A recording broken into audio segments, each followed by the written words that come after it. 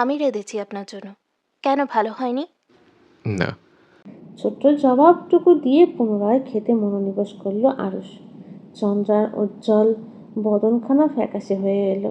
ঠোঁটের কোণে লেগে থাকা হাসিটুকু মিলিয়ে গেল। কেউ যেন জোরপূর্বক ছিনিয়ে নিল।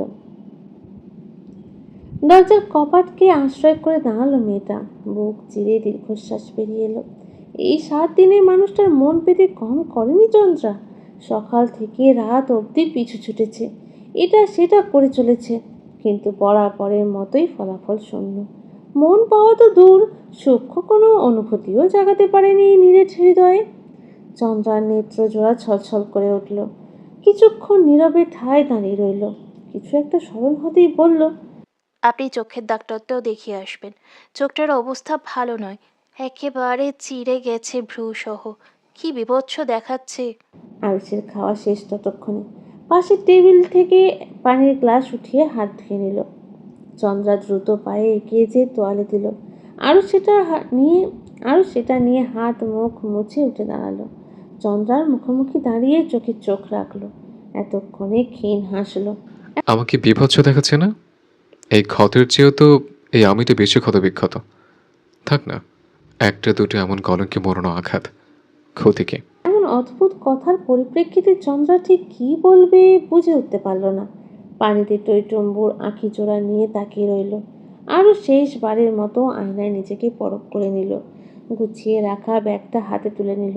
চন্দ্র থমকে দাঁড়িয়ে আছে, দেখে চলেছে আরুষের এক একটা পদক্ষেপ। সেই মুহূর্তে শ্রবণেন্দ্রিয়ে প্রবেশ করলো আরুষের শীতল গলার আওয়াজ। আমি সবটা যেভাবে রেখে যাচ্ছি, এসে যেন সেভাবেই পাই। গঞ্জনা থেকে দূরত্ব বজায় রেখে চলবে। তোমার ভালোর জন্য বলছে। আত্মসম্মানহীন মেয়ে আমার একদম পছন্দ নয়। চন্দ্রার খুব অভিমান হলো। চলে যাচ্ছি, তবুও কি একটা ভালো কথা বলা যায় না? চেপে রাখা অভিমান রাগের সহিত প্রকাশ পেল। সব সময় আমাকে কেন নিষেধ করেন? সব নিষেধাজ্ঞা কেবল আমার জন্যই বরাদ্দ কেন? একজন পুরুষ হয়ে মায়ের উপর উঠতে পারে না? ইচ্ছা না থাকা সত্ত্বেও মায়ের কথায় বিয়েতে বসে গেলেন। আমি তো পালিত কুকুর ছিলাম, অসহায় ছিলাম ভাগ্যের কাছে। কিন্তু আপনি পারতেন না সব ভেস্তে দিতে? আরস চৌকাট পেরিয়েছে মাত্রই এমন কথাতে চলন্ত পদযুগল থেমে গেল। নমনীয় ঘাটটা বেঁকে চন্দ্রার দিকে ঘুরল। চাহনি তীক্ষ্ণ। কিছু সময় চুপ থেকে বলল, কণ্ঠস্বরে বিদ্রুপের ছাপ স্পষ্ট, তুমি পালিত কুকুর ছিলে আর আমি বাধ্য কুকুর ছিলাম। গঞ্জনের ভাষায় কাপুরুষ। মুখের কথাতে সমাপ্তি টেনে হনহনিয়ে প্রস্থান করলো আরুষ। চন্দ্রা অবাক চোখে সেদিকে তাকিয়ে রইল। মস্তিষ্ক কথাটার আধো অর্থ বুঝতে সক্ষম হলো, কিন্তু বাকিটা সেটা সময়ের হাতেই ছেড়ে দিল মেয়েটা। গাল বেয়ে টপটপ করে পানি গড়িয়ে পড়ল। আরুষ নিচে নেমে এসে দাঁড়ালো। চোখ দুটো চারপাশে ভাসমান হলো। কিছু একটা খুঁজে চলেছে। সেই সময় কাঙ্ক্ষিত মুখটা নজরে এলো। রান্নাঘর থেকে বেরোচ্ছে কুঞ্চরিকা। মেয়েটার মুখ কোনো এক অজানা কারণে মলিন হয়ে আছে। আরুষকে দেখা মাত্রই কুঞ্জরিকা নিজেই এগিয়ে গেল ওর দিকে। এতে ছেলেটা কিঞ্চিত অবাক হলো বই কি, যার সাথে এত লুকোচুরি আজ সেধে তার সাথে সাক্ষাৎ করছে। কুঞ্জরিকা আরুষের মুখোমুখি দাঁড়িয়ে মুচকি হাসলো। শহর থেকে ফেরার সময় আমার জন্য একটা লাল টকটকে শাড়ি নিয়ে আসবেন শেখ বাবু। একটু থামলো, মুখটা এগিয়ে আরুষের কান বরাবর নিল, ফিস ফিস করে আওড়ালো, একটা রাতের জন্য আমার দেওয়া কথা তুলে নিলাম। আমাকে শোয়ার অধিকার পাবেন আপনি। জলদি ফিরবেন, অপেক্ষায় থাকবো আমি। আরুষ নিজের কান দুটোকে বিশ্বাস করতে পারল না।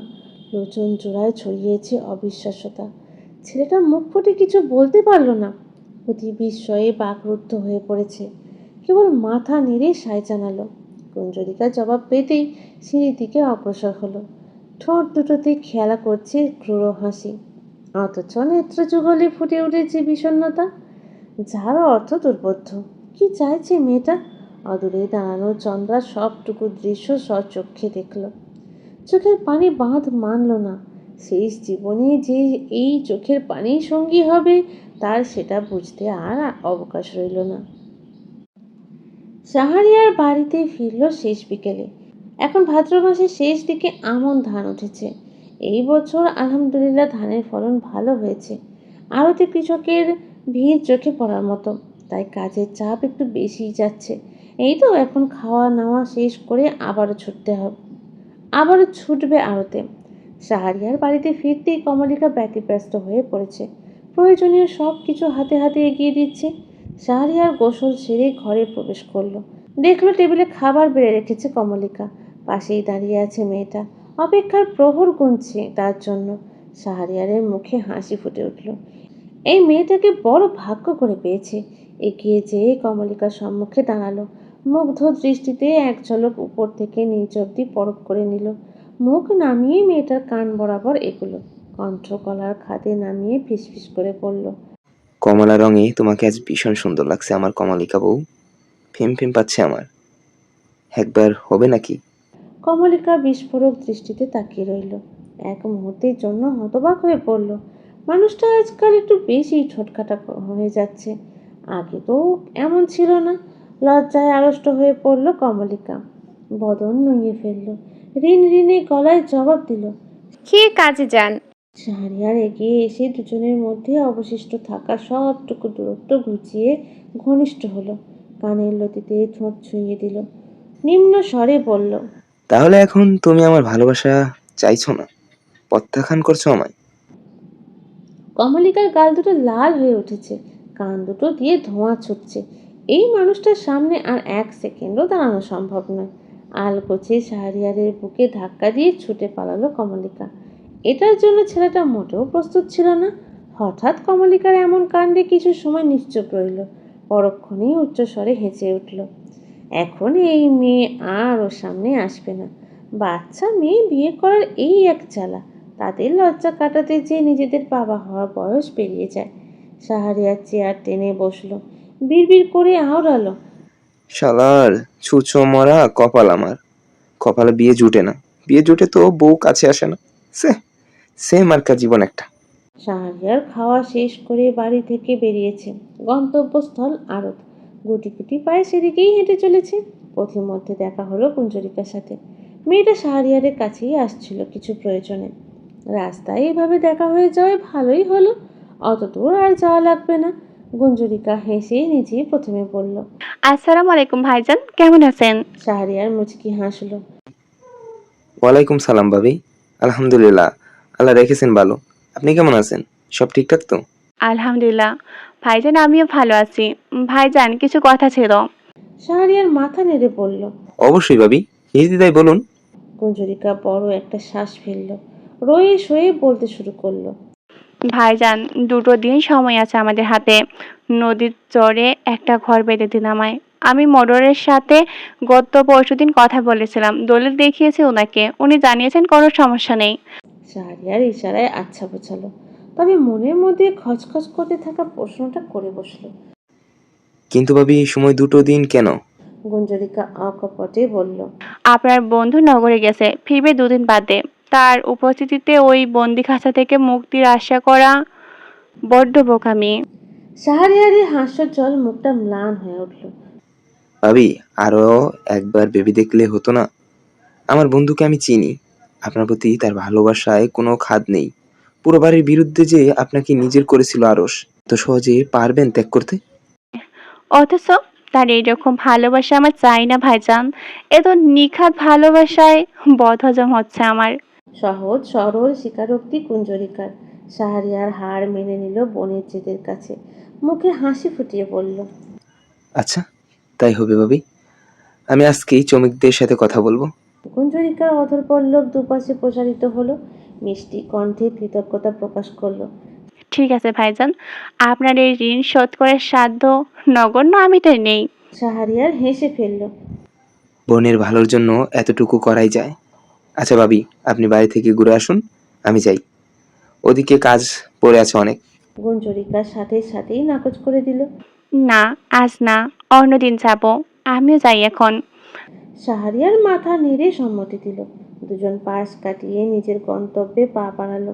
গুঞ্জরিকার শরীর চলছে না, উপরে সে পাহাড়ের মতো অটল, অথচ ভেতরে কেবল ফাঁকা একটা গহ্বর। আজকাল ভীষণ ক্লান্ত লাগে। জীবনই কোথায় এনে দাঁড় করিয়ে দিল ঠিক বুঝে উঠতে পারে না। তটিনীর একুল পায় না, ওকুলও পায় না।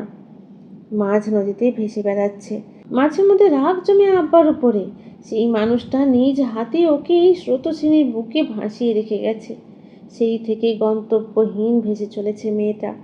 চলতি পথে ক্লান্ত গলায় পিড়পিড় করে আওড়ালো কুঞ্জরিকা। আমি আপনার থেকে নিজেকে ততটাই দূরে সরিয়ে নেব, যতটা দূরে আসলে কখনো আমার অভিমান ভালোবাসা আপনাকে স্পর্শ করতে পারবে না। গুঞ্জরিকা তখন সবে 16তে পদার্পণ করেছে। শশী দিঘিতে সে বছর বড় গ্রাম্য মেলার আয়োজন করেছেন গ্রামের মোড়ল সহ ধনী ব্যক্তিগণ মিলে। মেলা থাকবে 1 সপ্তাহ ধরে। প্রতিবারের মতোই সেবারের মেলাটাও স্কুলের সামনে মাঠেই বসেছিল। হরেক রকমের জিনিসের আনাগোনা ছিল সেখানে। মেলার দ্বিতীয় দিনে পুকুর পাড়ে বসে চন্দ্রা এবং গুঞ্জরিকা পরিকল্পনা করে রাতে তারা মেলাতে যাবে। বাড়ির সকলে ঘুমিয়ে পড়লে আর অসুবিধা হবে না। দুজনেই ভীষণ উৎসুক ছিল, কারণ অত বড় মেলা তারা আগে কখনো দেখেনি। দিনের আর রাতের মেলা এক হলো নাকি?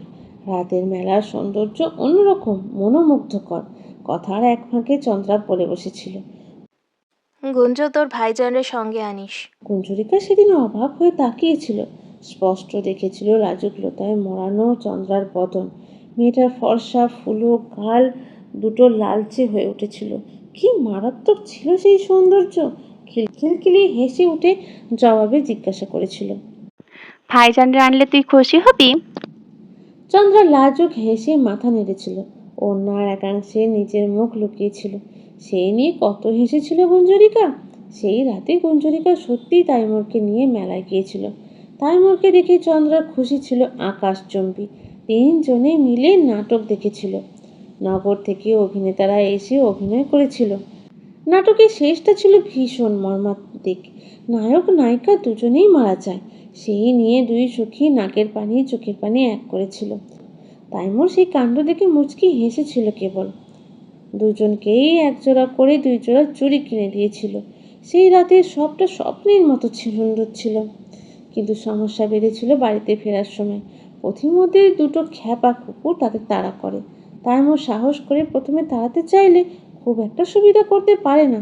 3 জন ভয়ে দিক বেদিক ঘুরে দৌড় দেয়। কুকুরের কামড়ে জলাতঙ্ক হলে মুশকিল। প্রকৃতিতে বিছিয়ে রাখা আঁধারের চাদর ঠেলে বেরোতে না পেরে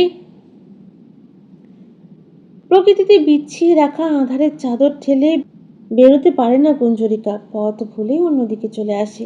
দীর্ঘ একটা সময় দৌড়ে হাঁপিয়ে যায় মেয়েটা। পা পিছলে ভুলবশত খাদে পড়ে যায়। গা হাত পা সব ছিলে ছুলে যায়। কিভাবে কি হয়ে যায় সবটা গুঞ্জরিকার মাথার 1 হাত উপর দিয়ে যায়।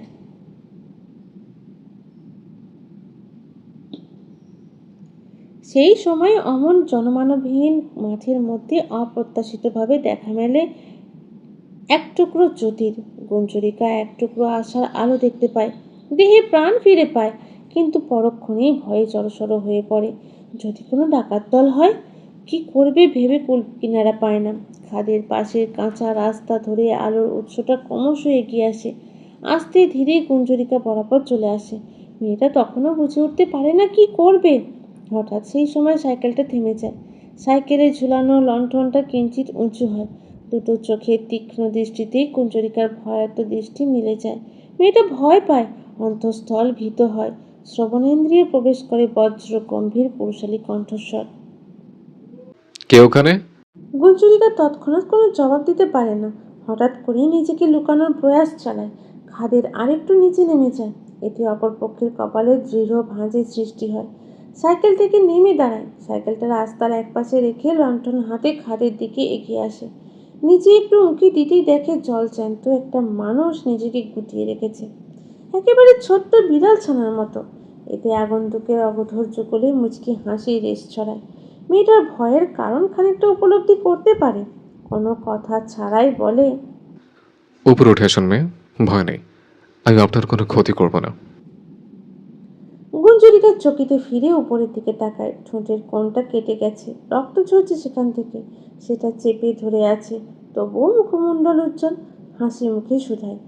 সত্যি বলছেন? অপরপক্ষ মাথা নাড়ে, একটা হাত এগিয়ে দেয়।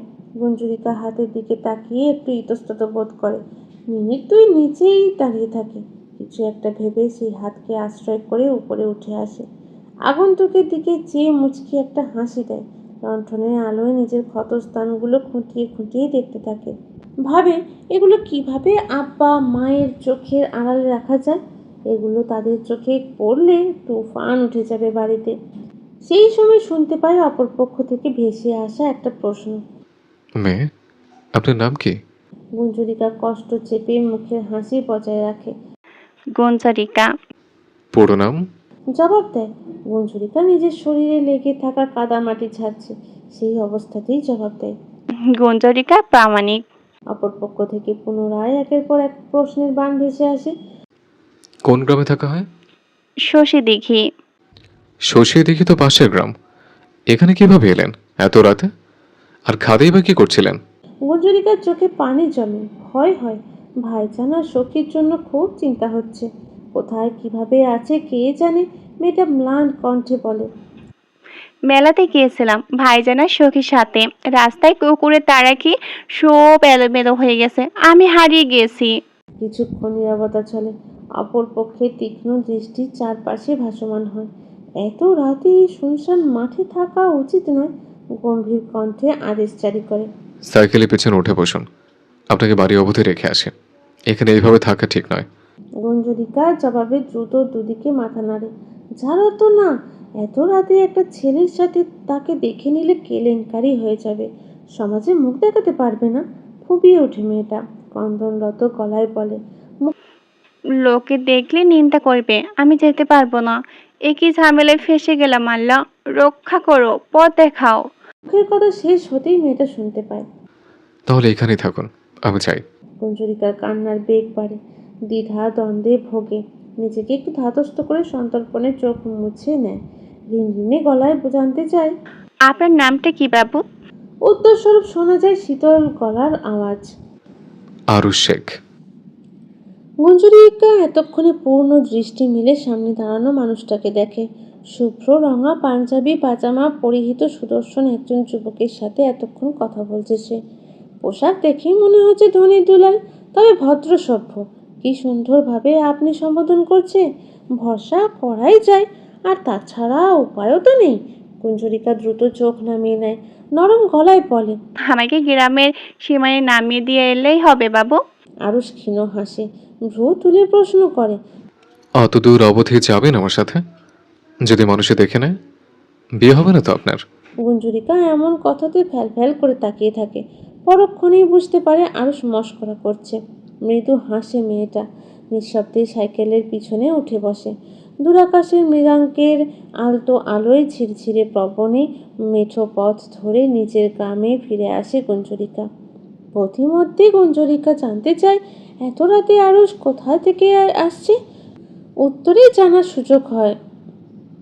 জানার সুযোগ হয় নগর থেকে ফিরছে ছেলেটা। মাঠের কিনারায় গুঞ্জরিকাকে নামিয়ে দিয়ে আরুষ বলে। আপনার পায়ের ক্ষতটা গভীর, ডাক্তার দেখিয়ে ওষুধ খাবেন ঠিক মতো। গুঞ্জরিকা মাথা নেড়ে সম্মতি দেয়। মেয়েটা তখনও জানতো না এতখানি ভরসা করার ছেলেটা পাশের গ্রামের বড় ব্যবসায়ীর একমাত্র ছেলে, যে প্রথম সাক্ষাতে নিজেকে খুইয়ে বসেছে তার মাঝে। জানলে বুঝি ওটাই প্রথম এবং শেষবারের মতো সাক্ষাৎ হতো তাদের। হতো বোধ হয়। সেদিন যদি গুঞ্জরিকা জানতো আকস্মিকভাবে দেখা হয়ে যাওয়া নম্র ভদ্র গম্ভীর ছেলেটা তাকে এক বুক সমান যন্ত্রণা দিবে, তাহলে ওই খাদেই পড়ে থাকতো। শেয়াল কুকুরের খাবার হতো, তবুও এমন জীবন চাইতো না। যাকে মনে জায়গা দিয়েছে তাকে কিভাবে অন্যজনের হতে দিতে পারে? এতটা উদার মন আদৌ একজন নারীর হতে পারে? পারে কি? অতীতে ডুব দিয়ে কুঞ্জরিকা ডুব করে কেঁদে উঠল। এত সুখকর অতীত অভাগীদের থাকতে নেই। দুহাতে খামচে ধরল বিছানার চাদর। মধ্যরাতে যখন শেখ বাড়ির সকলে গভীর তন্দ্রায় আচ্ছন্ন, তখন কপাল পোড়া গুঞ্জরিকা ব্যস্ত স্মৃতিচারণে। পাশেই বসে আছে আরিকা, ছলো ছলো চোখে মায়ের কান্না দেখছে। এই পর্যায়ে বলে উঠল, মা, কান্না। গুঞ্জরিকার কান্না থামল না। আর মাত্র 2 দিন আছে এই শখের সংসারে। নিজে হাতে সাজানো গোছানো সংসার তার 5-5টা বছর ধরে আগলিয়ে রেখেছে, এই অবধি এনেছে। অথচ কত সহজেই একজন তৃতীয় ব্যক্তি হয়ে এসে সব কিছু পেয়ে গেল। আরিকা উড়ে যেয়ে মায়ের মাথার কাছে বালিশের উপরে বসলো, আলগোছে মাথাটা গুঞ্জরিকার কপালে ঠেকালো। সেভাবেই বসে রইল। গুঞ্জরিকার রোদন তখনও থামেনি। দম বন্ধ হয়ে আসছে মেয়েটার। বারবার মস্তিষ্কে একটা শব্দ উঁকি দিচ্ছে। তৃতীয় ব্যক্তিগুলো এত ভাগ্যবতী হয় কেন? একজনের বহু কাঙ্ক্ষিত সুখ সবটা না চাইতো তারা পেয়ে যায়। রাতের শেষ প্রহর, ফজরের আজানের সময় হয়ে আসছে। নিশাচর প্রাণীর মতো শেখ বাড়িতে আরও একটা মানুষ বেশ কিছুদিন হলো ঘুমায় না। ঘটা করেই তার নেত্রপল্লবের বিচ্ছেদ ঘোষণা করা হয়েছে। দূর আকাশের তারকাদের দিকে চেয়ে রাত্রি যাপন করে সে। পবনে ভেসে আসা গুঞ্জনে নিজের দুঃখ বিলায়। সঙ্গী হয় আসমানের ওই সুন্দরী শশী আর চোখের দুপোটা নোনা জল। একদিনের সংসারে সে নিজেকে খুইয়ে এসেছে, বের হতে পারেনি এখনো। সে চায় না বের হতে। থাকুক না এমন একটা সুন্দর কলঙ্ক। রবি তাকে চাঁদের সাথে তুলনা দিয়েছিল, বলেছিল, আপনার সৌন্দর্যের কাছে চাঁদ বড় তুচ্ছ লাগেনি। সে বড্ড হিংসা করছে আমায়, কারণ আমার ঘরেও তার থেকে অনেক বেশি সুন্দর চাঁদ আছে। সেই রাতে অদিতি প্রথমবারের মতো রবির সামনে মন খুলে হেসেছিল। মনে মনে বার কয় আওড়েছিল, ছেলেটা বদ্ধ উন্মাদ। চাঁদেরও কলঙ্ক আছে। তাহলে অদিতির থাকলে ক্ষতি কি? পৃথিবীর চন্দ্র আর রবির চন্দ্র এই দিক থেকে না হয় একই হলো। একটা কলঙ্ক নিয়ে নিজেদের আলোকিত করলো। বেঁচে থাকলো এক জীবন। বিয়ের প্রথম রাতে রবি বলেছিল সে পশু পাখিকে ভীষণ ভালোবাসে, তাই ছাদে সে কবুতর পালে। সেখানে একজোড়া কবুতর আছে যাদের নাম রাজা রানী। এই নাম রেখেছিল কারণ ওরা দুজন নাকি একে অপরকে ছাড়া কিছুই বুঝতো না। বাচ্চা ফোটানোর সময় রাজা রানীকে যত্নে খাইয়ে দিত। তাদের এত ভালোবাসা দেখে শখ করে এই নাম রেখেছিল। রবি অদিতিকে নিয়ে বিকেলে গিয়েছিল ছাদে। রাজা রানীর সাথে এক বিকেল ভোর দুজন আড্ডা দিয়েছিল। অতটুকু সময়ে অদিতির গা ঘেঁষা হয়ে গিয়েছিল কবুতর দুটো। আচ্ছা, রবিকে ছাড়া তারা এখন কেমন আছে? মুখে খাবার তুলছে কি? রবিকে খুঁজছে না একটুও? অদিতির গাল বেয়ে 2 ফোঁটা পানি গড়িয়ে পড়ল। বুক চিরে ক্লান্ত দীর্ঘশ্বাস বেরিয়ে এলো। ভাবলো আগামীকাল মানুষ পাঠিয়ে রাজা রানীকে এনে নিজের কাছে রাখবে, তাদের পালবে। এই এক জীবনের সঙ্গী না হয় তারাই হবে। ভাবিজান যেমন আরিকাকে নিয়ে বেঁচে আছে, সেও না হয় রাজা রানীকে নিয়ে বেঁচে থাকবে। অদিতি যখন কল্পনার জগতে হারিয়েছে তখন নিচ থেকে চিৎকার চেঁচামেচির আওয়াজ ভেসে এলো। মেয়েটা ধ্যানচ্যুত হলো। এই ভোর রাতে কার কি বিপদ হলো? ব্যস্ত হাতে চোখ মুখ মুছে উঠে দাঁড়ালো। হন্তদন্ত হয়ে ঘর থেকে বেরিয়ে গেল। অদিতি, কুঞ্জরিকা এবং চন্দ্রা 3 জনে একসাথে সিঁড়ির মুখে এসে দাঁড়ালো। সকলেই হট্টগোলের আওয়াজ পেয়ে ছুটে এসেছে। দেখলো একটা চেয়ারে বসে আছেন রোকেয়া শেখ। পাশেই সালেহা শেখ, আলেয়া শেখ, সারথী এবং আসমান শেখ দাঁড়িয়ে আছেন। রোকেয়া শেখ যন্ত্রণায় কাতরাচ্ছেন। পাশে বসে আয়েশা শেখ কাঁদছেন আর গুনগুনিয়ে কী সব জপ করছেন। ওরা 3 জন ত্বরান্বিত পায়ে নিচে নেমে গেল। রোকেয়া শেখের কাছে উপস্থিত হতেই জানতে পারল অজু করতে যেয়ে কলপারে পা পিছলে পড়েছেন রোকেয়া শেখ। কোমরে আর মাথার পিছনের দিকটায় অত্যাধিক আঘাত পেয়েছেন। ঠিকমতো কথাটাও বলতে পারছেন না। কেমন ঝিম মেরে গেছেন মানুষটা। কিন্তু দুঃখের বিষয় এখন কিছু করারও নেই। সকাল অবধি অপেক্ষা করতে হবে, তবেই ডাক্তার পাওয়া সম্ভব, নচেত নয়। অদিতি ছুটল ঠান্ডা পানি আনতে। সেটা নিয়ে খুব করে মায়ের মাথার পিছনে এবং কোমরে দিল। কোমরে আলতো হাতে ডলে দিচ্ছে মেয়েটা। সেই অবস্থাতেই বলে উঠল, এই সামান্য ব্যথাটুকু সহ্য করতে পারছো না মা? অথচ কারোর থেকে তার স্বামী কেড়ে নিয়ে মৃত্যু সমান যন্ত্রণা তুমি দিচ্ছ। আল্লাহ ছাড় দেন, তবে ছেড়ে দেন না। এমন বিষাদে মোড়ানো পরিবেশে অদিতির কথাগুলো বড্ড অদ্ভুত শোনালো। ওই যে সত্য সব সময় দিতে হয়। সবাই হতবাক হয়ে দাঁড়িয়ে রইল। আয়েশা শেখের কান্না থেমে গেছে। রোকেয়া শেখ শরীর বিষিয়ে তোলা যাতনা নিয়ে নিভু নিভু চোখে মেয়ের দিকে চেয়ে রইল। গুঞ্জরিকা নির্বিকার ভঙ্গিতে দাঁড়িয়ে আছে, যেন এইসব তার ভেতরে কোনো প্রভাব ফেলতে পারেনি। আর চন্দ্রা এক দৃষ্টে তাকিয়ে আছে মেঝের দিকে। তার বলার কিছু নেই। ইচ্ছে অনিচ্ছা যেটাই হোক না কেন, একজনের সাথে সে অন্যায় করেছে। আর সেই সত্য সে কখনোই মুছতে পারবে না, সম্ভব নয়।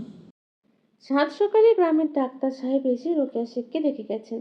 পরীক্ষা নিরীক্ষা করে ঔষধও দিয়ে গেছেন। কোমরের হাড়ে বেশ খানিকটা আঘাত পেয়েছেন। আপাতত মাস কয়েক একেবারে বিছানাবন্দি হয়ে কাটাতে হবে রোকেয়া শেখকে। প্রয়োজন ব্যতীত হাঁটাচলা না করাই ভালো। একা এমনকি ভারী কাজের ধারে কাছেও যাওয়া যাবে না। রোকেয়া শেখ এই শুনে কেঁদে কুটে অস্থির হয়ে আছেন। খাওয়ার বিষয়ে বেশ নাকচু তিনি। গুঞ্জরিকা ইদানিং রান্নাঘরে যায় না, রান্নার কাজেও হাত দেয় না। উনি নিজেই রান্না করেন। সালেহা শেখ একটু সাহায্য করেন, এই যা। ওনার দুশ্চিন্তা দেখে চন্দ্রা আশ্বস্ত করেছেন রান্নাটা সেই করবে, কাজের খালাতে দিয়ে করাবে না।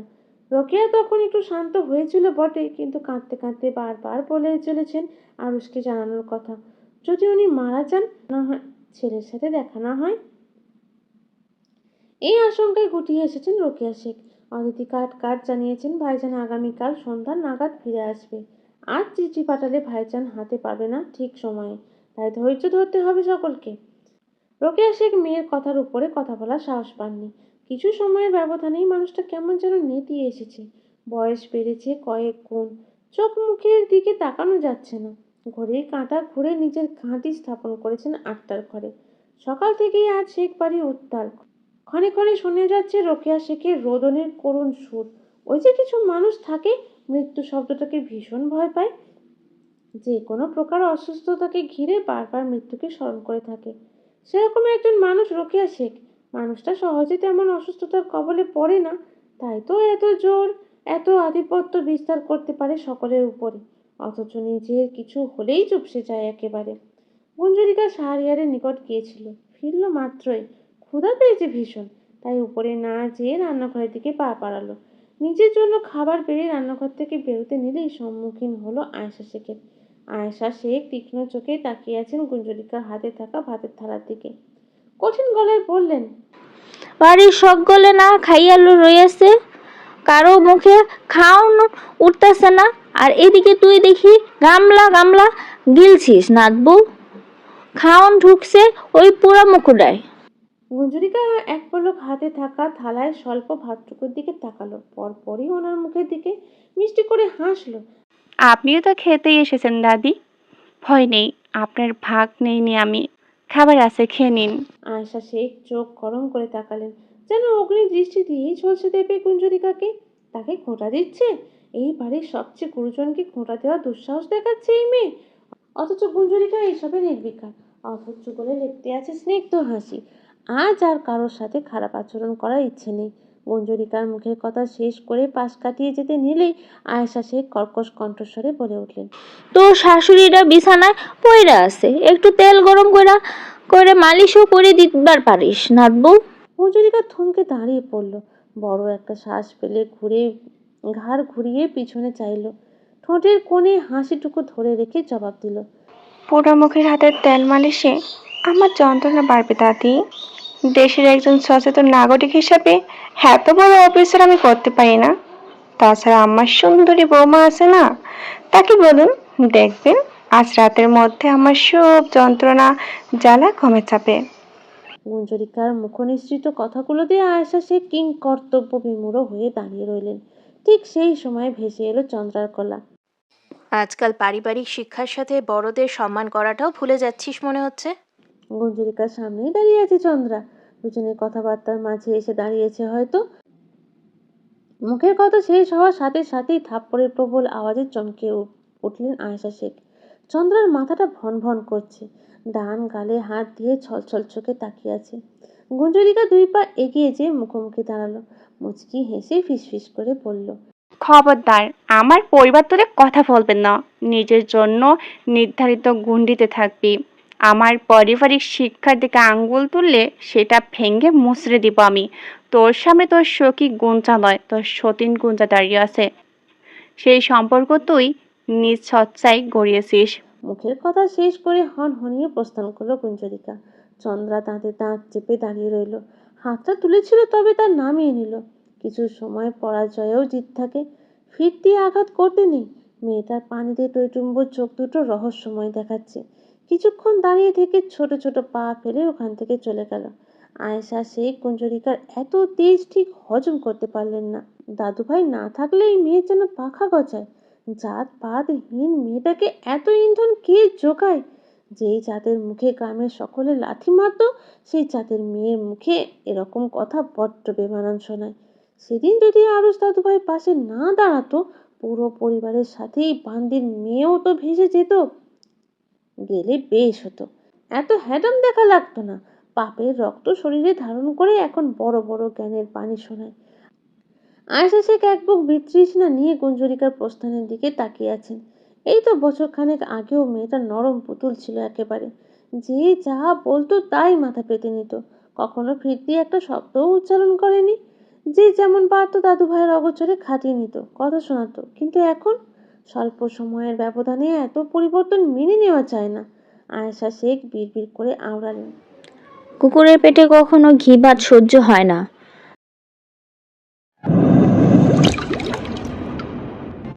সকাল সকাল চৌধুরী বাড়ির উদ্দেশ্যে রওনা দিয়েছিল শেখ বাড়ির একজন কর্মকর্তা। নাম তার মেজবা। বয়স বড় জোর 17 হবে। অদিতির বড় ভক্ত সে। সব সময় আপা আপা বলে মুখে ফেনা তুলে ফেলে। অদিতিও ছোট ভাইয়ের মতোই স্নেহ করে মেজবাকে। এখন দুপুর গড়িয়ে বিকাল হতে চলল। সময় 3:25। অদিতি বারবার সদর দরজার ফাঁক দিয়ে দেওয়ালে টাঙানো ঘড়িটার দিকে তাকাচ্ছে আর সময় দেখছে। বড় বারান্দা জুড়ে পায়চারি করছে। রাজা রানী সহ মেজবাইয়ের অপেক্ষার প্রহর গুনছে। মেজবাইয়ের সাথে চিরকুট লিখে পাঠিয়েছে অদিতি। শাশুড়ি আমার নিশ্চয়ই খালি হাতে ফিরিয়ে দিবেন না, এতটুকু ভরসা অদিতির আছে। অবশেষে সবটুকু প্রতীক্ষার অবসান ঘটিয়ে শেখ বাড়ির বড় লোহার দরজার সম্মুখে মেজবা এসে উপস্থিত হলো। হাতে একটা খাঁচা, তার মধ্যে একজোড়া সফেদ রঙা কবুতর জলজল করছে। সেটা লক্ষ্য করেই অদিতির চোখের কোণে জল জমলো। এক প্রকার ছুটে গেল মেজবার কাছে। কপাট খুলে আগে খাঁচাটা নিজে হাতে নিল।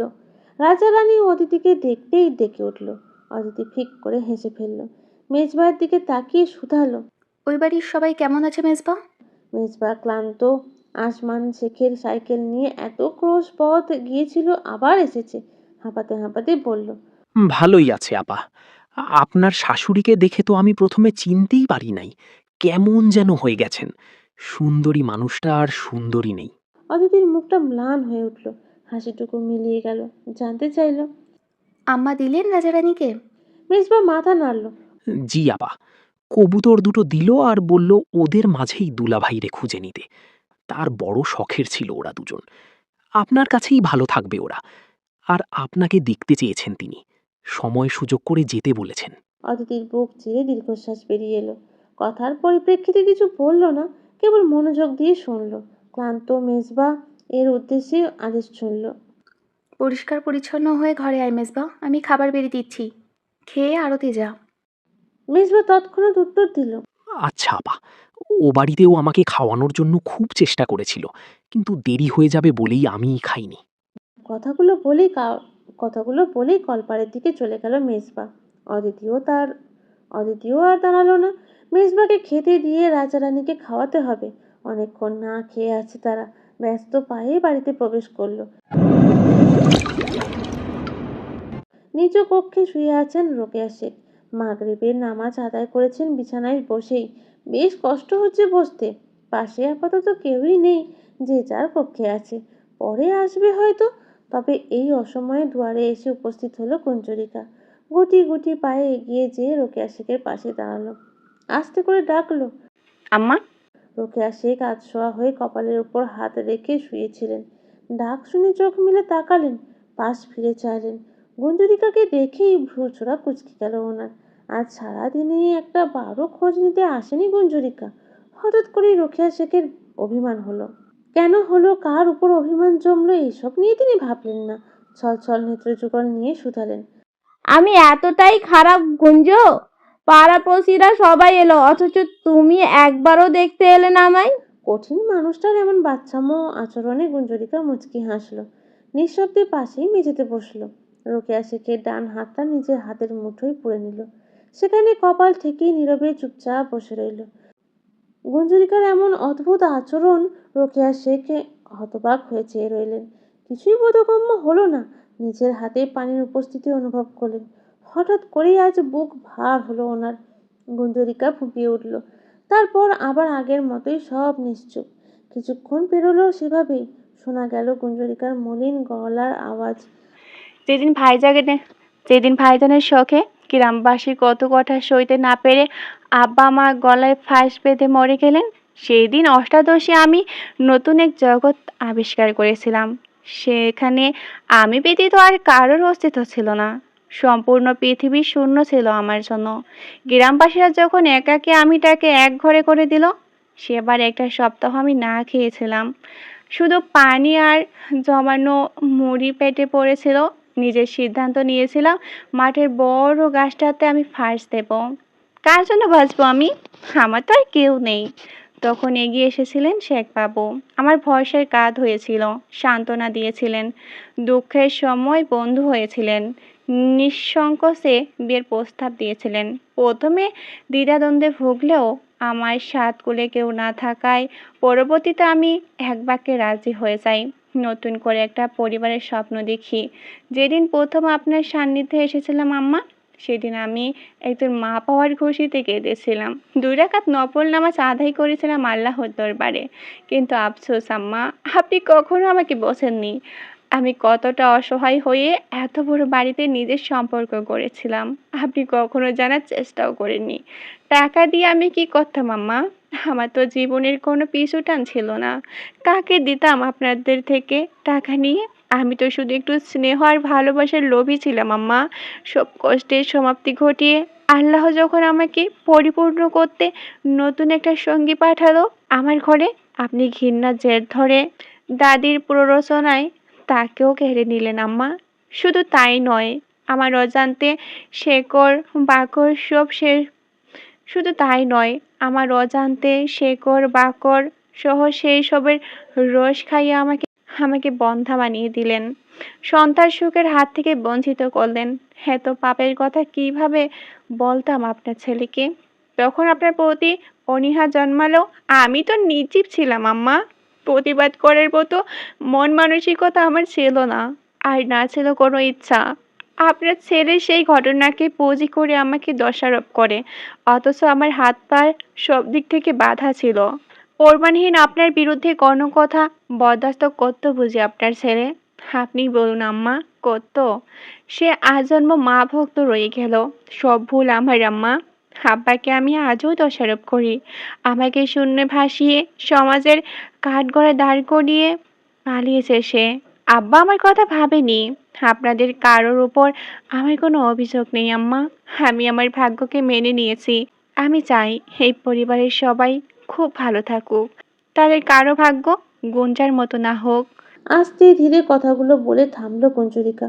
কি অদ্ভুত বিষাদ মিশেছিল উচ্চারিত প্রতিটা শব্দে। রোকেয়া শেখ পাথর বনে গেছেন। বুকটা ভীষণ ব্যথা করছে। গলা দিয়ে বাড়িধারা নেমেছে।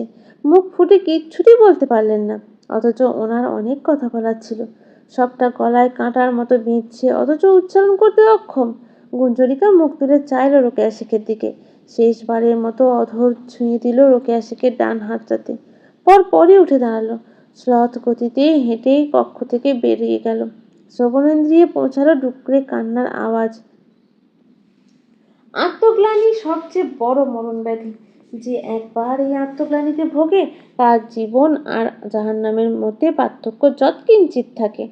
প্রতিটা সেকেন্ড, প্রতিটা মিনিট ঢুকে ঢুকে মরে সে, অথচ তার নিজের পাপের শাস্তি এটা। প্রকৃতি থেকে পুরনো অভিশাপ। মধ্যরাতে যখন শেখ পরিবারের সকল গভীর তন্দ্রাচ্ছন্ন, তখন গুঞ্জরিকার কক্ষের দুয়ারখানা মৃদু শব্দে খুলে গেল। কক্ষ থেকে বের হলো গুঞ্জরিকা। দক্ষিণ দিক থেকে দমকা হাওয়া এসে খেলে গেল দেহ জুড়ে। মেয়েটার শরীরে শাড়ি চড়ানো, সুন্দরভাবে শরীর আচ্ছাদিত সেটার দ্বারা। হাতে ছোট্ট একটা পুঁটলি দৃশ্যমান, কাঁধে আরিকা চুপচাপ বসে আছে। মেয়েটা দরজার সামনেই থমকে দাঁড়িয়ে রইল কিছু সময়। দৃষ্টি আটকেছে আরুষের কক্ষের বন্ধ কপাটের দিকে। সূক্ষ্ম একটা ব্যথা প্রতিটি শিরা উপশিরায় প্রবাহিত হলো। দেহখানা অসাড় হয়ে আসতে চাইল। গুঞ্জরিকার গাল বেয়ে দুফোঁটা জল গড়িয়ে পড়ল। এক বুক হাহাকার নিয়ে সামনের দিকে পা বাড়ালো। সিঁড়ির কাছটায় আসতেই পিছন থেকে ভেসে এলো অদিতির গলা। তুমিও আমাকে ফাঁকি দিলে ভাবিজান। গুঞ্জরিকার চলন্ত পা জোড়া থেমে গেল। পিছনে ফেরার সাহস করলো না। আর কোনো পিছুটান সে রাখতে চায় না। কাঁপা কাঁপা গলায় কেবল বলল, নিরুপায় আমি, ক্ষমা করো আমাকে। তোমার জন্য সবসময় দোয়া থাকবে। অথচ তুমি থাকবে না ভাবিজান। আমি সুখ দুঃখের কথা বলার শেষ মানুষটাকে খুইয়ে বসলাম। রাজারানী তো আছেই, তাহাদের নিয়ে এই এক জীবন কাটিয়ে দাও। আমি দূর থেকে সব সময় তোমার পাশে থাকবো মেয়ে, ভয় নেই। আর কি বা হারানোর আছে তোমার? মঞ্জুরিকার বলা শেষ বাক্য কর্ণগোচর হতেই অদিতি মুচকি হাসলো। আজ সায় দিল না সামনে দাঁড়ানো মেয়েটাকে আটকাতে। তার নিজেরও তো একটা শান্তিপূর্ণ জীবন প্রাপ্য। মাথা নেড়ে মেনে নিল। তবে তাই সই ভাবিজান, তোমার নতুন জীবনের জন্য শুভকামনা। ভালো থেকো তুমিও। বেনামি প্রভঞ্জনে নিজেদের দীর্ঘশ্বাসে আমাদের সুখ দুঃখের আদান প্রদান হবে। জবাবটুকু পেতেই আর দাঁড়ালো না গুঞ্জরিকা। নিজের নতুন গন্তব্যের দিকে এগিয়ে চলল। অদিতি পিছন ঘুরতেই দেখলো আরুষের কক্ষের সম্মুখে চন্দ্রা দাঁড়িয়ে আছে। চোখ দুটোতে পানি টলমল করছে, যার অর্থ সে নিজেও এই বিদায়ের বেলার সাক্ষী। অদিতির মুখের হাসি ধরে রেখেই বলল, তুমি কাঁদছো কেন ভাবি? তোমার তো রাস্তা পরিষ্কার এখন। স্বামী সংসার সব তোমার। তোমাদের এবারের বাসরের ঘরটা আমি নিজে হাতে সাজিয়ে দেব। বাচ্চা আনার দায়িত্ব তোমার। এই বংশের মুখ উজ্জ্বল করার দায়িত্ব তোমার। তিক্ত বাণগুলো ছুঁড়ে নিজের কক্ষের দিকে অগ্রসর হলো অদিতি। অথচ চোখ বুজে সবটা হজম করে নিল চন্দ্রা। কিছু একটা স্মরণ হতেই ছুটল দোতলার বারান্দার দিকে। গুঞ্জরিকা ততক্ষণে প্রধান ফটক পেরিয়েছে। রাস্তায় পা রাখার আগে শেষবারের মতো বাড়িটার দিকে তাকালো। অতীব পরিচিত সব আজ বড্ড অচেনা। হারিকেনের মৃদু আলোয় দোতলার বারান্দায় একটা অবয়ব চোখের পর্দায় ভাসলো। চিনতে অবশ্য সমস্যা হলো না গুঞ্জরিকার। ঠোঁটের কোণ ঘেঁষে তার ছেলের হাসির রেশ ছড়ালো। বড় একটা শ্বাস ফেলে মুখ ফিরিয়ে নিল। পদযুগল রাখলো রাস্তায়। এগিয়ে চলল নিজের নতুন জীবনের উদ্দেশ্যে, নিজের নতুন গন্তব্যে। এইবার অন্তত সবটা ভালো হোক। দুটো দিন বাঁচলেও স্বস্তিতে বাঁচার সুযোগ হোক। চলতি পথে গুঞ্জরিকা বিড়বিড় করে আওড়ালো, অতঃপর সমাপ্তি দীর্ঘ এক নাটকীয়তার। স্বাগতম আপনাকে ভালোবাসার ডায়েরি চ্যানেলে, যেখানে প্রতিটা গল্পে লুকিয়ে থাকে ভালোবাসা, অনুভূতি আর না বলে কিছু আবেগ। কখনো হাসি, কখনো কষ্ট, আবার কখনো এমন কিছু অনুভূতি যা হয়তো আপনার জীবনকেও ছুঁয়ে যাবে। তাই নিত্য নতুন ভালোবাসার গল্প শুনতে চাইলে এখনই সাবস্ক্রাইব করে আমাদের পরিবারের অংশ হয়ে যান। গ্রামের মধ্যিখানে অবস্থিত চৌধুরী বাড়িটা নির্জীব হয়ে দাঁড়িয়ে আছে। বাড়ি ভর্তি মানুষ, অথচ নেই কোনো কোলাহল। চৌধুরীদের বড় ছেলে যেন নিজের সাথেই সম্পূর্ণ বাড়ির সবটুকু আমেজ নিয়ে গেছে। মানুষগুলো এখন আর আগের মতো একসাথে তিনবেলা খায় না। তাদের দৈনন্দিন জীবনের নিয়ম বিশদ পরিবর্তন এসেছে। বাড়ির চারপাশে ঘিরে সব সময় মৃদুমন্দ গতিতে বিষাদের হাওয়া বয়ে চলে। মধ্যরাতে ক্ষণে ক্ষণে শোনা যায় লাবণ্য চৌধুরীর বুক ফাটা আর্তনাদ। সেই রোদনের করুণ সুরে থমকে যায় অশরীরীগুলো। তাদেরও বুক ভার হয়। প্রকৃতির সাথে দুঃখ বিলাস করে। সময় সকাল 7টা বেজে 5 মিনিট। চৌধুরী পরিবারের গুরুজনেরা বসার ঘরে বসে আছেন। সামনে রোজা, সেই নিয়ে আলোচনা করছেন। 30টা রোজাতেই তারা গরিব দুঃখীদের ইফতার খাইয়ে থাকেন। সকলের মতামত নিয়ে একটা সুন্দর মতো পরিকল্পনা করা হলো। কেনাকাটার দায়িত্ব পড়ল রবির চাচার বড় ছেলে আহানাফের ওপর। ও আগামী পরশুদিন সেই নগরে যে প্রয়োজনীয় সবকিছু কেনাকাটা করে আনবে। কথার এক ফাঁকে তামজাদ চৌধুরীর ছোট ভাই তৈয়ব চৌধুরী বললেন, ভাইজান, আপনাদের সাথে আমার গুরুত্বপূর্ণ কিছু কথা ছিল। তামজাদ চৌধুরী কথা বলছিলেন রেখা চৌধুরীর সাথে। ঘাড় ঘুরিয়ে তাকালেন ছোট ভাইয়ের দিকে।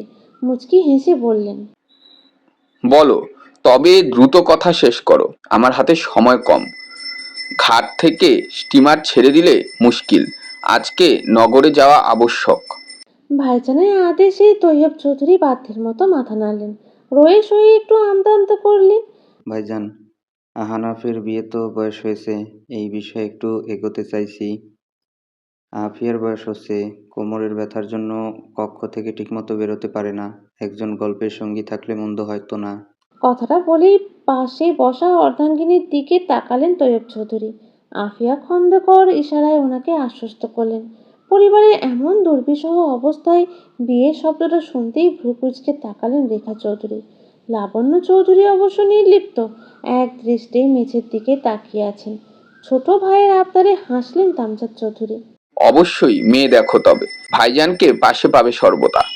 তামজাদ চৌধুরীর কথা শেষ হওয়ার সাথে সাথেই তৈয়ব চৌধুরী বলে উঠলেন, ভাইজান, পাত্রী হিসেবে আফিয়া একজন মেয়েকে পছন্দ করে। তার কথাবার্তা, আচার আচরণে ভীষণ মুগ্ধ হয়েছে। তামজাদ চৌধুরীর মুখের হাসি বাড়ল। ছোট ভাই তার সব কিছুতেই এগিয়ে। জানতে চাইলেন মেয়ের নাম। নাম কি মেয়ের?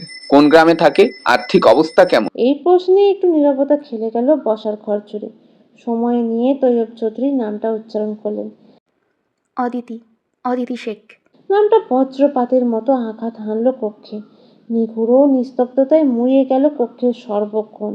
রেখা চৌধুরীর কপালে ভাঁজের সৃষ্টি হয়েছে। মেঝেতে নিবদ্ধ চোখজোড়া তুলে সামনে তাকিয়েছেন লাবণ্য চৌধুরী। চোখে মুখে অবিশ্বাস্যতা ফুটে উঠেছে। মানুষগুলো আজ অব্দি কেবল প্রতিযোগিতাই করে গেল, মনুষ্যত্বের ডাকে সাড়া দিল না। তামজাদ চৌধুরী স্তব্ধ হয়ে বসে আছেন। প্রত্যুত্তরে ঠিক কী বলা উচিত ওনার বোধগম্য হচ্ছে না। সবাই যখন হতভম্ব হয়ে বসে আছেন, তখন মুখ খুললেন রেখা চৌধুরী। তৈয়ব চৌধুরীর উদ্দেশ্যে তাচ্ছিল্যের সাথে বললেন, যে মেয়ে স্বামীর মৃতদেহ দাফনের সাথে সাথে শ্বশুরবাড়ি ত্যাগ করেছে, তাকে আপনি আপনার ছেলের বউ হিসেবে চাচ্ছেন ভাইজান? চাওয়াটা বেশি নয়, তবে অবাস্তব। আপনারা তাকে চিনতে ভুল করেছেন। এত ঠুনকো আত্মসম্মান তার নয়। তৈয়ব চৌধুরী শুনলেন প্রাণপ্রিয় বোনের কথা। এতক্ষণে তাকালেন লাবণ্য চৌধুরীর দিকে। কণ্ঠে সম্মান মিশিয়ে শুধালেন, ভাবি, আপনার মতামত জানা অনেক বেশি প্রয়োজন। কিছু তো বলুন। লাবণ্য চৌধুরী থমকে বসে আছেন। যেই মেয়েকে নিজের ছেলের জন্য এনেছিলেন, যেই মেয়ে মাত্র দুদিনে তার বুকের একাংশ জায়গা করে নিয়েছে, তাকে কিভাবে ভাইয়ের বৌমা হিসেবে দেখবেন? কিছু একটা ভাবলেন। সেদিন অদিতির অদ্ভুত আচরণ দেখেছিলেন। মেয়েটার মনের উত্তর ওনার অজানা নয়। রবির মৃত্যুর পরে প্রথমবারের মতো মুচকি হাসলেন। আপনাকে জানতে হবে সম্বন্ধে নিয়ে, বাকিটা অতিথির মতামতের উপর নির্ভর করছে। ওটা সম্পর্কে আমি অবগত নই। মুখের কথা শেষ করে উঠে দাঁড়ালেন লাবণ্য চৌধুরী। শ্লথ গতিতে হেঁটে বসার ঘর থেকে বেরিয়ে গেলেন। সবাই অবাক চোখে দেখলো ওনার প্রস্থান। এত সহজে মেনে নেওয়াটা ঠিক হজম হলো না। দুটো দিনে অদিতির সাথে তার সখ্যতা সবাই সচক্ষে দেখেছিল। মনে হচ্ছিল যুগ যুগ ধরে পরিচিত তারা। তবে সে যাই হোক, অনুমতি তো পাওয়া গেছে। তৈয়ব চৌধুরী তৃপ্তির সাথে হাসলেন।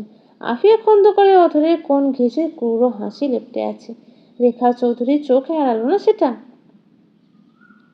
বড় ভাবিজানের সাথে যে ছোট ভাবিজানের প্রতিযোগিতায় নেমেছে, সেটা বুঝতে আর বাকি নেই। 2 দিনের দুনিয়ায় আমরা হিংসা বিদ্বেষ করেই নিজেদের সবটুকু মূল্যবান সময় ব্যয় করে ফেলি। আল্লাহর দেওয়া আমাদের প্রধান কাজটুকুই ভুলে যাই। এতে আমাদের ক্ষতি বই, লাভ নেই। বোকা মানবকুল। দিনের প্রহর শেষে মাগরিবের আজান দিয়েছে কিছুক্ষণ আগে। মুসল্লিরা দলে দলে মসজিদের দিকে ছুটছে। আলোর অস্তিত্ব ক্রমশ ফিকে হয়ে আসছে। আঁধারে মুড়িয়ে যাচ্ছে প্রকৃতি। ঝিঝি পোকার দলেরা সংঘবদ্ধভাবে আন্দোলনে নেমেছে। জোনাকির দলেরা ছুটে ছুটে আসছে মানবের বন্ধু হতে। তাই তো অবহেলায় পড়ে থাকা বনজঙ্গলের সৌন্দর্য বাড়িয়ে তুলছে নিজেদের আলোয়। মানুষেরা খিড়কি গলিয়ে মুগ্ধ চোখে দেখছে তাদের নৃত্য। কি চমৎকার উড়ে উড়ে নৃত্য পরিবেশন করছে। শহর থেকে ফিরেছে আরুষ। গ্রামের মোড় থেকেই মেজবা তাকে রোকেয়া শেখ সম্পর্কে সবটা অবগত করেছে। অতঃপর এক প্রকার ছুটে বাড়িতে এসেছে আরুষ। কোনো মতেই পরিষ্কার পরিচ্ছন্ন হয়ে পরিহিত পোশাক পরিবর্তন করেই মায়ের ঘরে এসেছে।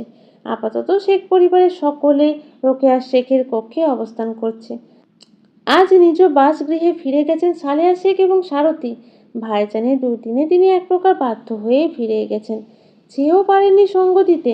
মেয়েদের বিবাহিত জীবনে যে এমনই। শ্বশুর নিবাস থেকে চিঠি এসে পৌঁছেছিল আজ সকালে। ইদানিং সালেহা শেখের শ্বশুরের শরীর ভালো যাচ্ছে না, তাই ওনাকে দ্রুত ফিরে যেতে হবে। স্বামীর চিঠি পেতেই বাধ্য বইয়ের মতো দুপুর নাগাদ রওনা দিয়েছেন দাদা ভাইয়ের অসুস্থতার কথা শুনে সারথী আর থাকেনি। আরুষ মায়ের মাথার কাছে বসে আছে। বুকের মধ্যিখানে আঁকড়ে ধরেছে মায়ের মাথাটা। ছেলের ভালোবাসা পেতেই রোকেয়া শেখ হাউমাউ করে কাঁদছেন। অনুশোচনায় দগ্ধ হৃদয়ের আর্তনাদ এত সহজে থামার নয়। আরস মায়ের মাথায় হাত বুলিয়ে দিচ্ছে। মায়ের মধ্যে কোনো হেলদোল না দেখে এই পর্যায়ে ডাকলো। আম্মা, কাঁদবেন না, আমি এসে গেছি। আপনি দ্রুত সুস্থ হয়ে উঠবেন। আমি নগরে নিয়ে যাবো আপনাকে। রোকেয়া শেখ বুঝি থামে। ছেলের কথা শুনে কান্না থামানোর চেষ্টা করলেন, তবে সক্ষম হলেন না। কক্ষের এক পাশে চেয়ার টেনে বসে আছে আসমান শেখ। মুখটা বেজায় শুকনো দেখাচ্ছে। এক দৃষ্টি জানালার পাশে চেয়ে আছেন, এক মনে কি যেন ভেবে চলেছেন। আয়েশা শেখ এবং অদিতি আরুষের অপর পাশে বিছানায় চুপচাপ বসে আছে। সবাইকে ভীষণ চিন্তিত দেখাচ্ছে। অদ্ভুতভাবে বাড়িটা আরও নিশ্চুপ হয়ে উঠেছে। এর কারণ কি? আরও সে তৃষ্ণার্ত চোখ দুটো কাঙ্ক্ষিত একটা মুখ খুঁজে চলেছে, কিন্তু তার দেখা নেই। আরিকারও খোঁজ নেই। অথচ আরুষ যখনই বাইরে থেকে বাসায় ফেরে, সে দিব্যি বাবা বাবা বলে উড়ে এসে দেখা দিয়ে যায়। কিন্তু আজ কি হলো? নিজের মনের মধ্যে ঘোরপাক করতে থাকা প্রশ্নগুলো আর দমিয়ে রাখতে পারল না আরুষ। অদিতির দিকে তাকিয়ে প্রশ্ন করলো। কণ্ঠস্বরে ক্লান্তি ভাব উপচে পড়ছে। গুঞ্জন কোথায় অদিতি? কোথাও দেখছি না যে। অদিতি অন্যমনস্ক ছিল। আরুষের প্রশ্নে নড়ে চড়ে বসলো। তাকালো ভাইজানের ক্লান্ত মুখটাতে। কেন যেন বুক ফেটে কান্না আসছে মেয়েটার। নিজেকে খুব করে সামলিয়ে নিল। বড় একটা শ্বাস ফেললো। ছোট্ট করে জবাব দিল। ভাবিজান নাই? আরুষের মসৃণ কপাল গুটিয়ে এলো। ভ্রু চোপাল কুঁচকে গেল। চোখ দুটো ছোট ছোট করে ফের জানতে চাইলো। নাই মানে? অদিতি লুকোচুরি করলো না, সোজা সাপটা ভাবে বলল। ভাবিজান শেখ বাড়ি ছেড়ে চলে গেছে, জাহান্নাম থেকে নিজেকে মুক্তি দিয়েছে। আরুষ বিদ্যুৎ চমকানোর মতোই চমকালো, থমকালো। হৃদস্পন্দন ক্রমশ কমে চলল। কুচকানো ভ্রুদয়ে শীতলতা খেলে গেল। রোকেয়া শেখকে বেষ্টিত করে রাখা হাত দুটো আলগা হয়ে এলো। নিজের কান দুটোকে ঠিক যেন বিশ্বাস করতে পারছে না। এটা এটা কিভাবে সম্ভব? সঙ্গ ত্যাগের মতো এতটা দৃঢ় ঘৃণার দেওয়াল তাদের মধ্যে তৈরি হয়নি। কিভাবে পারলো মেয়েটা? একটা বারের জন্য আরুষের কথা ভাবলো না? তার দিকটা বোঝানোর সুযোগটুকু দিল না? সে তো সন্তান সঙ্গ কখনোই চায়নি। চেয়েছে কেবল তার গুঞ্জনকে, যাকে এক দেখায় নিজের দিন দুনিয়া ভুলতে বসেছিল। গুঞ্জন ব্যতীত এই জীবন কাটানো সম্ভব নয়। কিভাবে কাটাবে আরুষ? কিভাবে? আন মনে দাঁড়াতে যেয়ে পায়ে পা বেঁধে পালঙ্ক থেকে মুখ থুবড়ে পড়ল আরুষ। ভুঁয়ের ক্ষত অংশ প্রবল জোরে ধাক্কা খেলো টেবিলের কোণায়। সাথে সাথেই থেঁতলে রক্ত বেরিয়ে এলো ক্ষতস্থান থেকে। পুরনো ক্ষত আবার তরতাজা হয়ে উঠল। মুখমণ্ডলের এক পাশ রক্তে স্নানিত হয়ে উঠল। অথচ ছেলেটা উদাসীন। দেহে যেন প্রাণ নেই। টেবিলের পায়ের সাথে হেলান দিয়ে বসলো।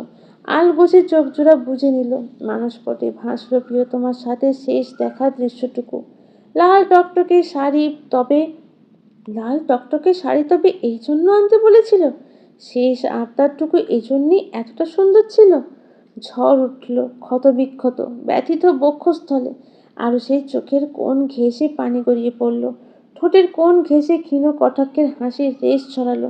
বিড়বিড় করে আওড়ালো। আমার পবিত্র ভালোবাসার বিনিময়ে এক বুক হাহাকার আর আফসোস দিয়ে আমাকে মেরে গেল। আমাকে দাফনের জন্য এত এত আয়োজন তার। রোকেয়া শেখের কান্নার বেগ আর একটু বাড়ল। অদূরে বসা আসমান শেখ ছলছল নেত্রে ছেলের দিকে তাকিয়ে আছেন। অদিতির বুকটা জ্বলে পুড়ে যাচ্ছে। ভাইজানকে এবার এভাবেই ধুকে ধুকে মরতে দেখতে হবে।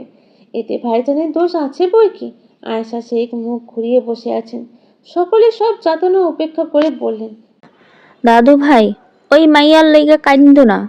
পোড়ামুখী বিদায় হইছে, ভালো হইছে। আগে নিজের আব্বা আম্মারে খাইছে, নিজের সন্তানরেও।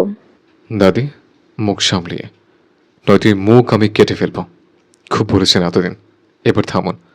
আমার গুঞ্জনকে খুঁজে না পেলে এই বাড়িতে আমি আগুন ধরিয়ে দেব।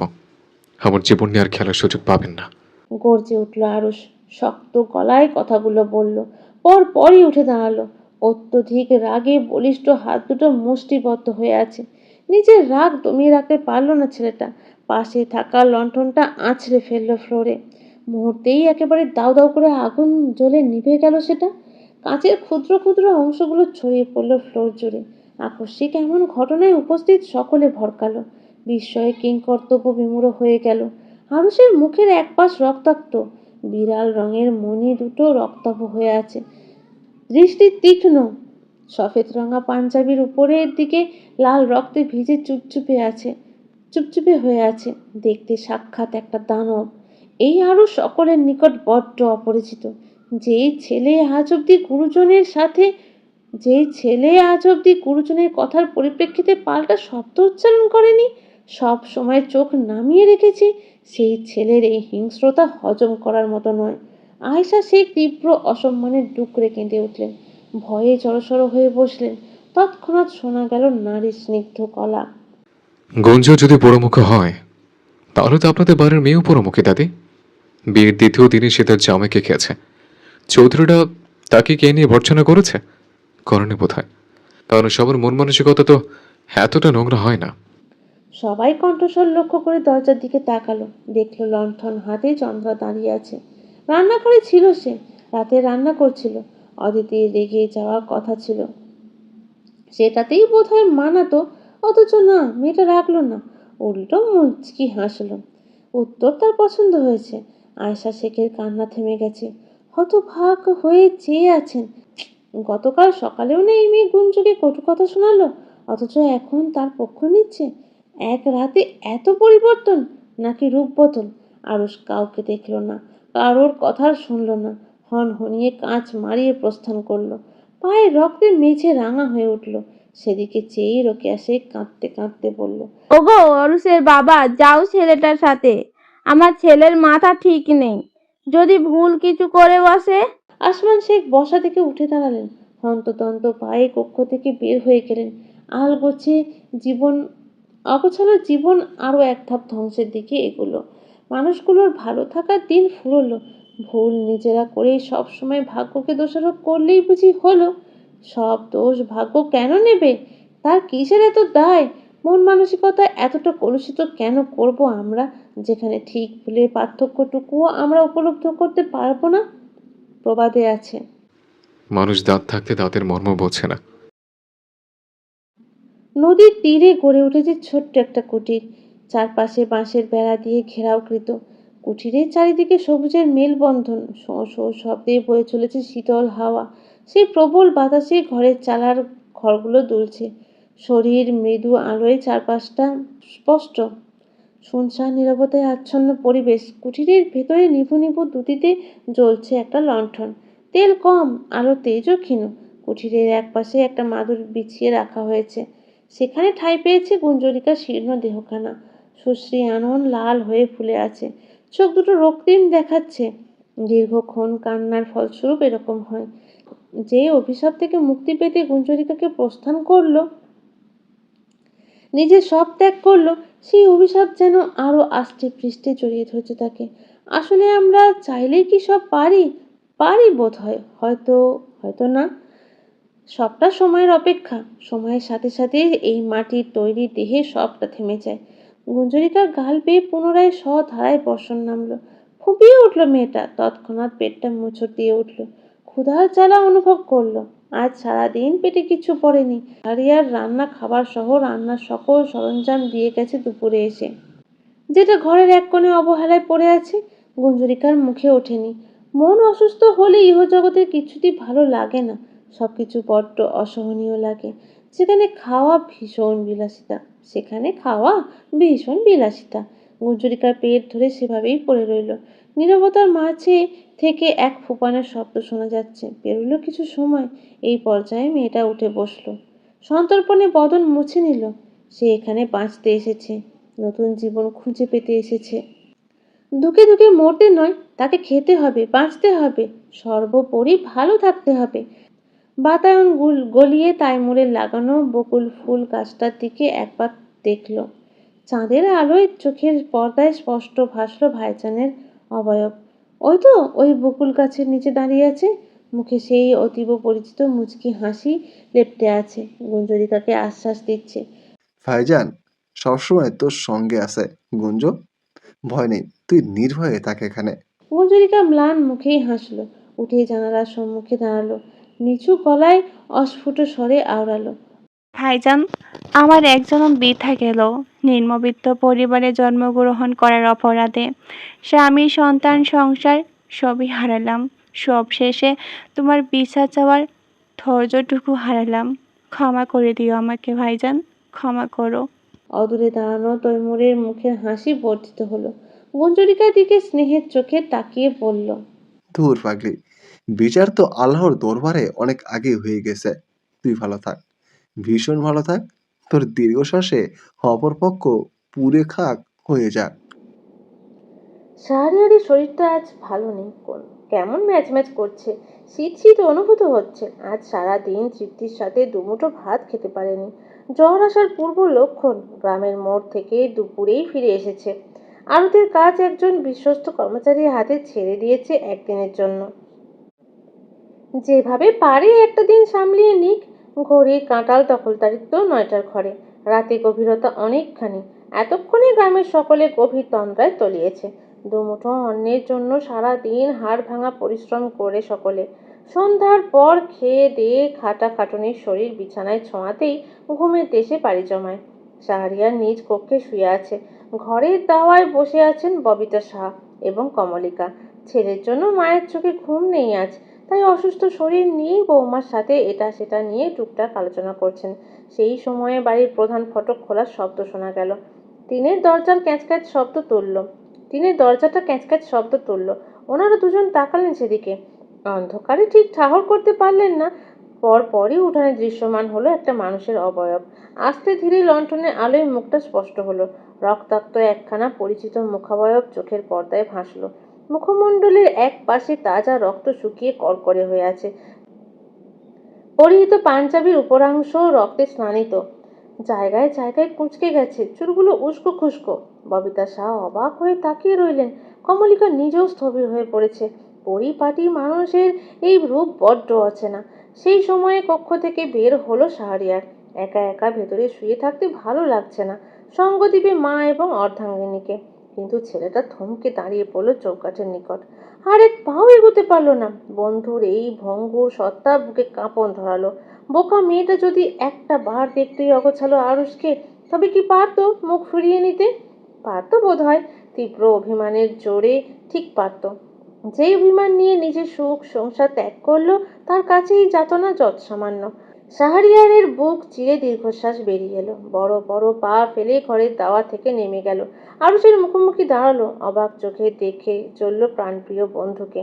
অকস্মাৎ দুহাতে নিজের সাথে জড়িয়ে ধরল, পিঠে হাত বুলিয়ে আশ্বাস দিল, নদীর চরে চল, সবসময় আছি তোর জন্য। আজকে রাতটা তোর জন্য বরাদ্দ। আরুষ নির্বিকার। কেবল ঠোঁটের কোণে এক চিলতে ক্ষীণ হাসির দাগ কেটে গেল। পুরোটা গ্রাম তন্ন তন্ন করে খুঁজে অবশেষে বন্ধুর দ্বারস্থ হয়েছেন। শাহরিয়ার আরুষকে ছেড়ে দিল। আরুষ আর দাঁড়ালো না, যন্ত্রের ন্যায় হাঁটা ধরল রাস্তার দিকে। শাহরিয়ার ঘাড় ঘুরিয়ে পিছনে চাইল। মা এবং বউয়ের উদ্দেশ্যে বলল, বাইরে যাচ্ছি আমি, ফিরতে রাত হবে। ববিতা শাহ অধর নাড়িয়ে কিছু বলতে নিবেন, তক্ষুনি কমলিকা ওনার হাত চেপে ধরল। ইশারায় চুপ থাকতে বলল। শাহরিয়ারের নজর এড়ালো না কিছুই। হনহনিয়ে বাড়ি থেকে বেরিয়ে গেল। ববিতা শাহ সেদিকে তাকিয়ে বললেন, আমার ছেলের শরীরটা ভালো নেই বৌমা, আমাকে থামালে কেন? এই রাতে বাবুর বাইরে থাকা উচিত নয়। কমলিকা শাশুড়ির কথায় মুচকি হাসলো। আপনার ছেলে ছোট নেই মা, সে নিজের ভালো মন্দ বোঝে। আরুষ ভাইজানের এখন তাকে প্রয়োজন, সঙ্গ দিতে দিন। বন্ধুত্বে ফাটল ধরিয়ে লাভ নেই আমাদের। ববিতা শাহ বড় একটা শ্বাস ফেললেন। ছেলেটা নিজের কি অবস্থা করেছে, বউয়ের শোকে নির্ঘাত পাগল হয়েছে। কমলিকার মুখের হাসি বাড়ল। কষ্টের হাসি এটা। কুঞ্জরিকার সাথে শেষ দেখাটা মানসপটে উঁকি দিল। মেয়েটা ঠিক কতটা যন্ত্রণা নিয়ে এই সিদ্ধান্ত নিয়েছে হয়তো কারোরই জানা নেই। জানবে কিভাবে? মেয়েটাকে তো এক ঘরে করে দিয়েছিল। কথাই বলতো না কেউ ঠিক মতো। দুচ্ছাই করতো। শেষ বেলায় কাউকে পাশে পায়নি। কমলিকার খুব মায়া হয় ওই নম্র ভদ্র মেয়েটার জন্য। এক জীবনে স্বামীকে অন্য নারীর সাথে দেখার মতো কষ্টও তাকে পেতে হলো। এর থেকে বোধ হয় মরণ শ্রেয় একজন মেয়ের কাছে। নারী জীবনের সব দুঃখ একদিকে, আর স্বামীর ভাগ দেওয়ার দুঃখ একদিকে। সবই অদৃষ্টের পরিহাস। কমলিকা মুখে বলল, এখন পাগল হয়ে লাভ আছে মা? আমরা মানুষেরা গাছ উপড়ে পানি দিতে বড্ড পারদর্শী, অথচ থাকতে যত্ন নিতে পারি না, ফিরেও দেখি না সেদিকে। ববিতা সাহা এই সত্যিটুকু অস্বীকার করলেন না, বরং আরও একবার চমৎকারভাবে উপলব্ধি করলেন। দুজনে কেউই আর কোনো কথা বলল না। দূর আকাশে দৃষ্টি নিবদ্ধ রেখে চুপচাপ ঠায় বসে রইল। যার দুঃখ তাকেই বয়ে বেড়ানো লাগে। আমরা বড় জোর দুটো কথা বলে সান্ত্বনা দিতে পারি, এর বেশি কিছু না। ঘর যার ঘাত তারই সব জ্বালা যন্ত্রণা। বহমান নদী আর মানব জীবনের মধ্যে একটা দারুণ মিল আছে। কথায় আছে, নদীর একুল ভাঙেই তো অকুল করে। আমাদের জীবনের, আমাদের মানুষের জীবনও ঠিক এমনই। আমরা পুরনো কিছু হারাই নতুনত্বের স্বাদ নিতে। আমাদের জীবনে দুঃখ আসে সুখকে ভিতর থেকে উপলব্ধি করাতেই। তবে কিছু ক্ষেত্রে ভিন্নতা আছে বই কি। কিছু মানুষ থাকে জনম দুঃখী, যাদের কেবল কুল কিনারা ভেঙেই যায়, নতুন করে আর গড়ে ওঠে না। তারা একুল উকুল দুকুল হারিয়ে মাঝ নদীতে ভেসে বেড়ায়। গ্রামের পাশ দিয়ে প্রবাহিত নদী সাঁকোর মাঝামাঝিতে দুই বন্ধু পাশাপাশি বসে আছে, দুজনের পা জোড়া নদীর পানি ছুঁয়ে ছুঁয়ে। এই সময়ে প্রতি বছর তটিনীর পানি বাড়ে, এবারও তার ব্যতিক্রম নয়। চন্দ্রের আলোয় এসে খেলা করছে তরঙ্গে, নির্মল সলিলে ফুটে উঠেছে সুন্দরী শশীর স্বচ্ছ প্রতিবিম্ব। আরুষের দৃষ্টি নিবিষ্ট সেখানে। অপরদিকে শাহরিয়ার চেয়ে আছে বন্ধুর ক্লান্ত মুখটাতে। চারপাশে আঁকড়ে আছে অদৃশ্য এক নীরবতার জাল। এই পর্যায়ে সেই নিঘোর নিস্তব্ধতা ভেঙে দিল শাহরিয়ার। ম্লান কণ্ঠে শুধালো, খুব কষ্ট হচ্ছে তোর? আরুষের নদীর পানে থেকে চোখ সরল না, জবাবও দিল না তৎক্ষণাৎ। বিশেষ কোনো হেলদোল দেখা গেল না ছেলেটার মধ্যে। বেশ কিছুক্ষণ সময় পেরোলো সেভাবেই। শাহরিয়ার হাল ছেড়ে দিল। এখানে এসে বসেছে কম করেও আধা ঘন্টা পেরিয়েছে, অথচ ছেলেটার মুখ থেকে একটা শব্দও বের হয়নি। কিন্তু এইবার শাহরিয়ারের নিজের ভাবনা ভুল প্রমাণিত হলো। শুনতে পেল আরুষের নির্লিপ্ত জবাব। আমার কি কষ্ট পাওয়া উচিত? ফিরতি এমন উদ্ভট প্রশ্নে শাহরিয়ার একটু অবাক হলো, বিস্ময়ের সাথে বলল, তুই তো দিব্যি কষ্ট পাচ্ছিস দোস্ত। আরুষ এতক্ষণে দৃষ্টিচ্যুত হলো। ঘাড় ঘুরিয়ে তাকালো পাশে বসা বন্ধুর দিকে, নিষ্প্রাণ চাহনি। ওই দৃষ্টিতে শাহরিয়ার বেশিক্ষণ চোখ রাখতে পারল না, মুখ ফিরিয়ে নিল। আরুষ তাচ্ছিল্য হাসলো, শীতল কণ্ঠে প্রশ্ন করলো, গুঞ্জন কোথায়? শাহরিয়ার নড়ে চড়ে বসলো, চোখ রাখার দুঃসাহস করলো না। পাছে যদি ধরা পড়ে যায়। নদীর ঢেউয়ের চেয়ে নরম গলায় উত্তর দিল, আশ্চর্য, আমি কিভাবে জানবো ভাবি কোথায়? আরুষ এক দৃষ্টে তাকিয়ে রইল শাহরিয়ারের দিকে। এতে ছেলেটার বড্ড অস্বস্তি লাগছে, নিজেকে অপরাধী মনে হচ্ছে। বন্ধুর কষ্টে বুক পুড়ছে, কিন্তু সে নিজেও যে ওয়াদাবদ্ধ। কিভাবে পারে নিরপরাধ একজন মেয়েকে দেওয়া কথার খেলাপ করতে? এটা তো কসমিন কালেও সম্ভব নয়। আরুষ কি বুঝলো কে জানে, মাথা নেড়ে হাসলো। পরপরই সাঁকোর উপরেই শরীর ছেড়ে দিল। কিছুক্ষণ নীরব রইল, অমরের রূপবতীর দিকে চেয়ে বলল, ভালোবেসেছিলাম তাকে, অথচ নিজের দোষগুণের মার পেছে খুইয়ে বসলাম। নিজেদের সাথে ঘটেছে অন্যায় যখন আমরা দোষী, তখন কারোর কাছে সাহায্য চাওয়ার মুখ থাকে না। মানব জাতীয় মুখ ফিরিয়ে নেয়, কাছের সকলে বড় হয়ে যায়। কিন্তু আল্লাহ, তিনি নিশ্চয়ই তার বান্দার খারাপ সময় সঙ্গ ছেড়ে দেন না। আমি আল্লাহর কাছে চাইবো আমার গুঞ্জনকে। প্রতি ওয়াক্ত নামাজে সে থাকবে আমার প্রার্থনায়। নিজের সর্বোচ্চ দিয়ে খুঁজব, যতদূর সম্ভব খুঁজে যাব। নিজের শেষ নিঃশ্বাসের আগ অব্দি খুঁজব। সুদূর মক্কার কাবা শরীফে কবল ছুঁয়ে তাকে চাইব। তার নিষ্ঠা আমাকে খালি হাতে ফিরতে হবে না। মানবকুল ত্যাগ করে আল্লাহর নিষ্ঠাবান বান্দা হয়ে জীবন পার করব। এক জীবনের সব পাপ কলঙ্ক ধুয়ে মুছে নিঃশ্বাস হয়ে যাক আমার। শাহরিয়ার চকিত ফিরে তাকালো বন্ধুর দিকে। এতক্ষণে মন্ত্রমুগ্ধের মতো শুনছিল কথাগুলো। এভাবে আজ অব্দি কখনো নিজের অসহায়ত্ব দেখায়নি আরুষ। স্বল্পভাষী ছেলেটা সুখ দুঃখে নিজের মধ্যেই সীমাবদ্ধ রাখতে স্বাচ্ছন্দ্য বোধ করে, কিন্তু আজ কিছু সময়ের ব্যবধানে এত পরিবর্তন। তবে কি শাহরিয়ারের ভাবনা ভুল ছিল না? বন্ধুর ভালোবাসায় আসলেই কোনো খাদ নেই, কিন্তু সবকিছুর মধ্যিখানে দ্বিতীয় বিয়ে শব্দটা প্রশ্ন হয়ে থেকে যায়। পবিত্র ভালোবাসার মধ্যে দেওয়াল হয়ে দাঁড়িয়ে আছে। এত ভালোবাসায় দ্বিতীয় বিয়ে কিভাবে জায়গা করে নিল? ভেতরের ঘটনা না জানা অব্দি এই রহস্যের চাল ভেদ করা সম্ভব নয়। শাহরিয়ার মৃদু হাসলো, উত্তম সিদ্ধান্ত দোস্ত। ভুল থেকে যদি ভালো কিছু হয় তবে ক্ষতি নেই। তুই যে নিজের ভুল বুঝতে পারছিস, এই অনেক। এইবার ইনশাল্লাহ সবটা ভালো হবে। একটু থেমে ফের বলল, কিন্তু চন্দ্রাবাবির কি হবে? তালাক দিয়ে দিবি? আরুষ আঁখি জোড়া বুঝে নিল। বুক চিরে ক্লান্ত দীর্ঘশ্বাস বেরিয়ে এলো। চারপাশে আলোড়ন তুলল শান্ত গম্ভীর কণ্ঠস্বর।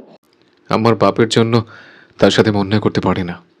একটা আশ্রয় চেয়েছে সে, নিঃসঙ্গ হয়ে একই ছাদের নিচে থেকে যাক, কাটিয়ে দিক তার এক জীবন। তবে আমাকে পাওয়ার স্বপ্নটা বৃথা এই যা। শাহরিয়ার অবাকের শীর্ষে পৌঁছালো, হতবাক হয়ে জানতে চাইল, তোদের মধ্যে শারীরিক কিছু হয়নি? এক কক্ষে থেকেও তোরা একে অপরকে ছুঁয়েও দেখিসনি? আরুষ নেত্রপল্লব মেলে তাকালো, অবজ্ঞার সুরে হাসলো, পরক্ষণেই চুপ হয়ে গেল। চোখের কার্নিশ ঘেঁষে পানি গড়িয়ে পড়ল, সেই জল মুক্তোর মতো চকচক করছে। শাহরিয়ার বাক রুদ্ধ হয়ে দেখে চলেছে সবটা। আরুষকে স্বাভাবিক দেখাচ্ছে না, এই অস্বাভাবিক আরুষ তার নিকট ভীষণ অচেনা। ভাবনার মাঝেই শ্রবণেন্দ্রিয় প্রবেশ করলো আরুষের করুণ গলার আওয়াজ, চলবে না দোস্ত, গুঞ্জনকে ছাড়া আমার চলবে না। আমি অসহায় তাকে ছাড়া। গুঞ্জন ব্যতীত আমি আমার একটা পাঞ্জাবিও খুঁজে পাই না। তাহলে তাকে ছেড়ে এই জীবন কিভাবে পাড়ি দিব? তুই তো জানিস কোথায় সে। ফিরে আসতে বলো না দোস্ত। আম্মা আমাকে শেষ করে দিল। বিশ্বাস কর, আমি এতটা কাপুরুষ কখনো হতে চাইনি। কথাগুলোর মধ্যে যেন এক পৃথিবীর সমান অসহায়ত্ব লুকিয়ে আছে। নিজের উত্তর সহজেই পেয়ে গেল শাহরিয়ার। বন্ধুর দুঃখে তার গাল বেয়ে পানি গড়িয়ে পড়ল। সে নিজেও অপারগ, একজনের ইচ্ছের বিরুদ্ধে তো কিছু করা সম্ভব নয়। তবুও মনস্থির করলো আগামীকালই যাবে ভাবির কাছে, একটা বার অনুরোধ করবে, বলবে ভাবিকে ফিরে আসতে। শেষ চেষ্টা তো করাই যায়। ভাই সমতুল্য বন্ধুর কষ্ট সে সহ্য করতে পারছে না। নিজেও আরুষের পাশে শুয়ে পড়ল। দুই বন্ধু নীরবে নিভৃতে সময় কাটিয়ে চলল। তাদের সঙ্গ দিল ওই আসমানের চন্দ্রমা, বয়ে চলা ঝিরিঝিরি হাওয়া এবং নদীর তরঙ্গ। মাঝে মধ্যে অবশ্য নিশাচর পক্ষী কুলও সঙ্গ দিতে এলো। বন্ধুর দুঃসময়ে ঢাল হলো শাহরিয়ার। স্বার্থ ছাড়া বন্ধুত্বগুলো দেখতেও ভালো লাগে। সবার ভাগ্যে এমন একজন শাহরিয়ার থাকুক, এতে ভালো বই মন্দ নেই। আরুষ যখন বাড়িতে ফিরল তখন রাতের শেষ প্রহর চলমান, আর কিছু সময়ের ব্যবধানেই ফজরের আজান দিবে। শাহরিয়ার আরুষকে বাড়ির প্রধান ফটক অবধি দিয়ে তারপর গেছে। শেখ বাড়িটা অশরীরীর ন্যায় দাঁড়িয়ে আছে। প্রাণহীন বাড়িটা দেখলেই আরুষের বুক ভার হচ্ছে। যন্ত্রণারা কিলবিল করে মস্তিষ্ক খুবলে খাচ্ছে। শান্তি পাচ্ছে না একদণ্ড। মন চাইছে সব ছেড়ে ছুঁড়ে দেশান্তরী হতে, আর কখনোই বাড়িমুখর না হতে। যেখানে তার গুঞ্জন নেই সেখানে সে কিভাবে থাকবে? থাকা আদতে সম্ভব? ঘৃণার সম্পর্ক ছিল তবুও তো আরুষের সামনে থাকতো মেয়েটা, কিন্তু এখন কোথাও নেই। আরুষ আলগোছে সদর দরজা খুলতেই প্রথমে চক্ষুগোচর হলো অদিতির বদনখানা। খাবার টেবিলে মাথা রেখে বসে আছে, চোখ জোড়া বুজে আছে, হয়তো ভাইজানের জন্য অপেক্ষা করতে যেয়ে ঘুমিয়ে পড়েছে। পাশেই একখানা লণ্ঠন মৃদু আলোয় জ্বলছে। আরুষ এক ঝলক দেখে চোখ ফিরিয়ে নিল। দরজা আটকে গুটি গুটি পায়ে সিঁড়ির দিকে অগ্রসর হলো। ঘুমন্ত বোনকে ডাকতে মন সায় দিল না।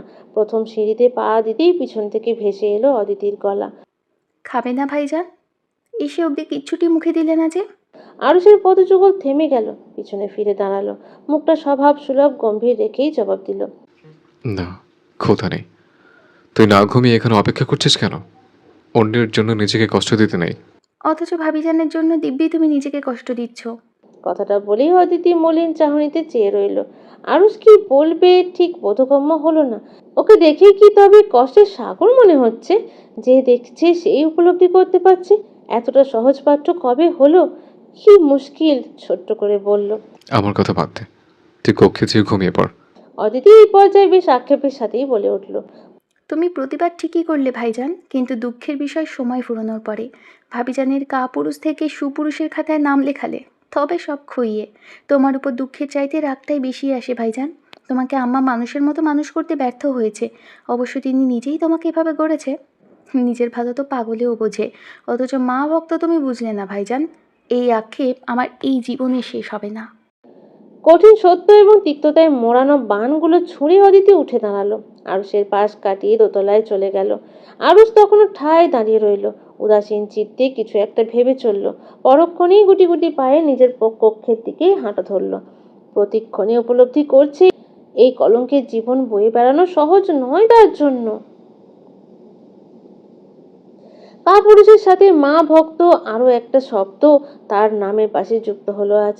অর্ধাঙ্গিনী এবং মায়ের সাথে সমঝোতার খাতাটা সমান না হলে জীবন কখনোই সুখকর হয় না, হতে পারে না।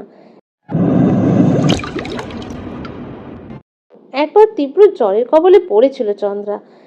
ঠিক মতো কিছুই খেতে পারতো না, মুখে একটুও স্বাদ ছিল না। শীর্ণ দেহখানা এক সপ্তাহের জ্বরেই চৌকির সাথে লেপ্টে গিয়েছিল একেবারে, কিন্তু তবুও হাড় ভাঙা খাটুনি থেকে মুক্তি মেলেনি মেয়েটার। ভোরবেলা থেকে সন্ধ্যা অবধি একটুও বসার ফুরসত পেত না। মামি ইচ্ছা করেই আরো বেশি কাজ করাতো। আপদ বিদেয় হলে যে তার শান্তি। জ্বরে পড়ে মরেছে বলতে পারবে সকলকে, আর কারোর পাতে দুমুঠো ভাত দিতে হবে না। সেদিন ছিল শুক্রবার। চন্দ্রার জ্বরটা অত্যধিক বেশি। দু চোখ ঝাপসা হয়ে আছে, চোখের কণা লাল হয়ে ফুলে টসটসে দেখাচ্ছে। মাথাটা বড্ড ভার, দুনিয়ার সবকিছু অসহনীয় ঠেকছে। অথচ একটা মানুষ নেই যে পাশে এসে একটু বসবে, মাথায় হাত বুলিয়ে দেবে।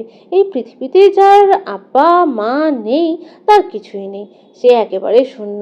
মামির কটু কথা উপেক্ষা করে গুঞ্জরিকাও আসে না। দুর্ব্যবহার কতদিন হজম করা যায়? তাই ওই বাড়ির বাইরেই তাদের সাথে সবটুকু সখ্যতা।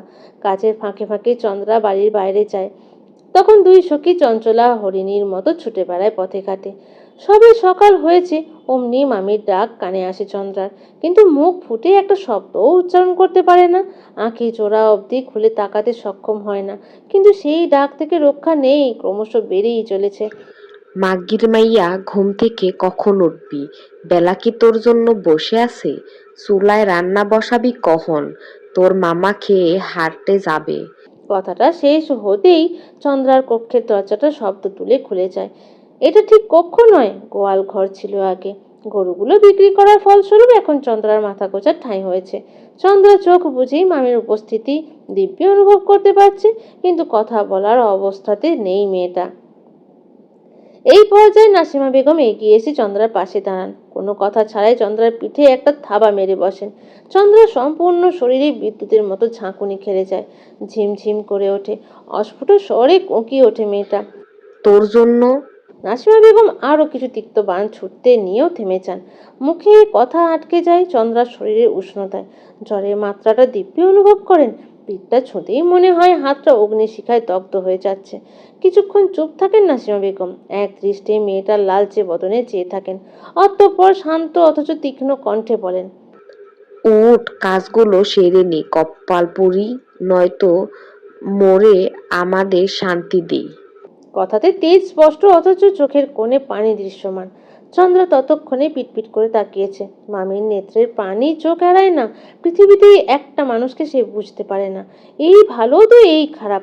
মানুষটা ঠিক কি চায় চন্দ্রার বোধগম্য হয় না, কিন্তু সে যে পুরোপুরি খারাপ নয় এতদিনে এতটুকু বুঝেছে। কিন্তু শেষ অবধি কি সেই ধারণা অক্ষত ছিল, নাকি ভুল প্রমাণিত হয়েছিল, কে জানে। চন্দ্রা ধীরে ধীরে জ্বরে পিষ্ট কায়া নিয়ে উঠে বসে। কিছুক্ষণ ঠায় বসে রয়। মাথা ঝিমঝিমিটা সহনীয় পর্যায়ে আসতেই চৌকি থেকে নেমে দাঁড়ায়। শ্লথ গতিতে হেঁটে খিড়কির দিকে এগিয়ে যায়। চোখের সামনে ভেসে ওঠে চমৎকার একখানা দৃশ্য। মৃত্তিকার বুকে শিউলি ফুলের চাদর বিছিয়ে রেখেছে প্রকৃতি। গোল ঘরে বাতায়ন বরাবর একখানা মাঝারি আকারে শিউলি গাছের অস্তিত্ব আছে। শরতের আগমনে গাছটা নিজেকে রাঙিয়েছে শুভ্রতার ছোঁয়ায়। তার পাশ দিয়েই আবার গ্রামের মেঠো পথ এঁকে বেঁকে চলে গেছে। লোচন জোড়া বুঝে বুক ভরে শ্বাস নেয় চন্দ্রা।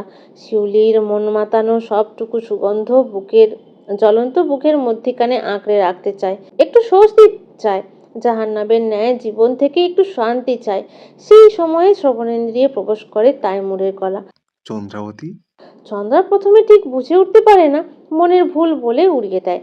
জ্বরের ঘোরে কি শুনছে, কিন্তু নাসারন্ধ্রে সেই অতীব পরিচিত সুগন্ধটা এসে ঠেকতেই চকিতে নেত্রপল্লব মেলে তাকায়। জানালার ঠিক সামনেই তাইমুর দাঁড়িয়ে আছে। ভূত দেখার মতো চমকায় চন্দ্রা। পরক্ষণেই ভয়ার্ত দৃষ্টি ঘূর্ণায়মান হয় চারপাশ জুড়ে। কেউ দেখে নিলে মুশকিল, ওর বাঁচার আর কোনো রাস্তা থাকবে না, মামি মেরেই ফেলবে।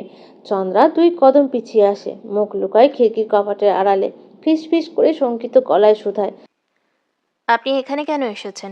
চলে যান, কেউ দেখে নিলে কেলেঙ্কারি হয়ে যাবে। চন্দ্রার মুখের কথা শেষ হয় না, অপর পাশ থেকে শীতল গলায় জবাব ভেসে আসে, মনো চোখের তৃষ্ণা মেটাতে এসেছে চন্দ্রাবতী। চন্দ্রা হতবাক হয়ে পড়ে। বুকটা অদ্ভুত রকমের অনুভূতিতে ছেয়ে যায়, কিন্তু ভয় কমে না। ফের বলে, চলে যান, দয়া করে বাচ্চামো করবেন না। তাইমুর ক্ষীণ হাসে, এক পা এগিয়ে জানলার শিক ধরে দাঁড়ায়, অনুরোধের সুরে বলে, একটাবার তোমাকে দুচোখ ভরে দেখতে দাও চন্দ্রাবতী। কথা দিচ্ছি চলে যাব, নয়তো এই দেহ মনের শান্তি মিলবে না। একটা সপ্তাহ তোমার ওই লাল টমেটোর মতো মুখটা দেখার সৌভাগ্য হয়নি আমার। চন্দ্রা পড়ে যায় বিপাকে। লজ্জায় গাল দুটো লাল হয়ে উঠেছে ইতোমধ্যে। ঘাড় তেরা তাইমুরকে সে ভীষণ ভালোভাবেই চেনে। দেখা না দিলে যাবে না, সেটা খুব ভালোভাবেই উপলব্ধি করতে পারছে। সেই সময়ে ফের নাসিমা বেগমের কণ্ঠস্বর শোনা যায়। চন্দ্রা দ্রুত ওড়না তুলে মাথায় দেয়। তারপর পরপরই জানলার সম্মুখে যেয়ে দাঁড়ায়। নত বদন তুলে সামনে তাকানোর দুঃসাহস করে না। তাইমুর এক দৃষ্টিতে চেয়ে রয়। জ্বরে পড়ে ফ্যাকাশে মুখটার সৌন্দর্য যেন কয়েক গুণ বেড়েছে। মন চায় একটু ছুঁয়ে দিতে। নিজের ভাবনায় নিজেই হাসে তাইমুর। নাসিমা বেগমের করা অত্যাচার সম্পর্কে সে অবগত। মুচকি হেসে ওখান থেকে প্রস্থান করে। যাওয়ার আগে আস্তে করে বলে, তোমার সব কষ্ট শীঘ্রই শেষ হবে চন্দ্রাবতী। আমি আসবো তোমায় নিতে। লাল শাড়িতে মুড়িয়ে নিয়ে যাবো তোমায়। অপেক্ষায় থেকো। এক ঝাপটা বেনামি প্রভঞ্জনে মিশে যায় সেই কণ্ঠস্বর। ধীরে ধীরে দূরে সরে যায় মানুষটার অস্তিত্ব। চন্দ্র বিস্মিত দৃষ্টিতে চেয়ে দেখে তাইমুরের প্রস্থান। তাইমুর আলগোছে একবার পিছনে ফেরে। কয়েক সেকেন্ডের জন্য দুই জোড়া তৃষ্ণান্ত দৃষ্টির মিলন ঘটে। চন্দ্রার ঠোঁটের কোণ ঘেঁষে মুচকি হাসি রেশ ছড়ায়। মস্তিষ্কে বাসা বাঁধে নিত্য নতুন স্বপ্নেরা। কিন্তু তারপর কি হয়? স্বপ্নেরা কি বাস্তব রূপে ধরা দেয়, নাকি মিথ্যার আড়ালে মিলিয়ে যায়? লাল শাড়ি পরা সৌভাগ্য হয়েছিল কি? চন্দ্রা শুয়ে আছে নিজ কক্ষে। আজও শরীরটা ভালো নেই। কোনো রকমে সকালে রান্নাটা করে এসেই শুয়েছে। ক্লান্তিতে চোখ জোড়া বুজে এসেছিল। আঁখি যুগল বুঝতেই অতীতে হানা দিয়েছে মস্তিষ্কে। মানস পটে ভেসে চলেছে সুখ আর বিষাদের ছায়ায় মোড়ানো এক একটা স্মৃতি।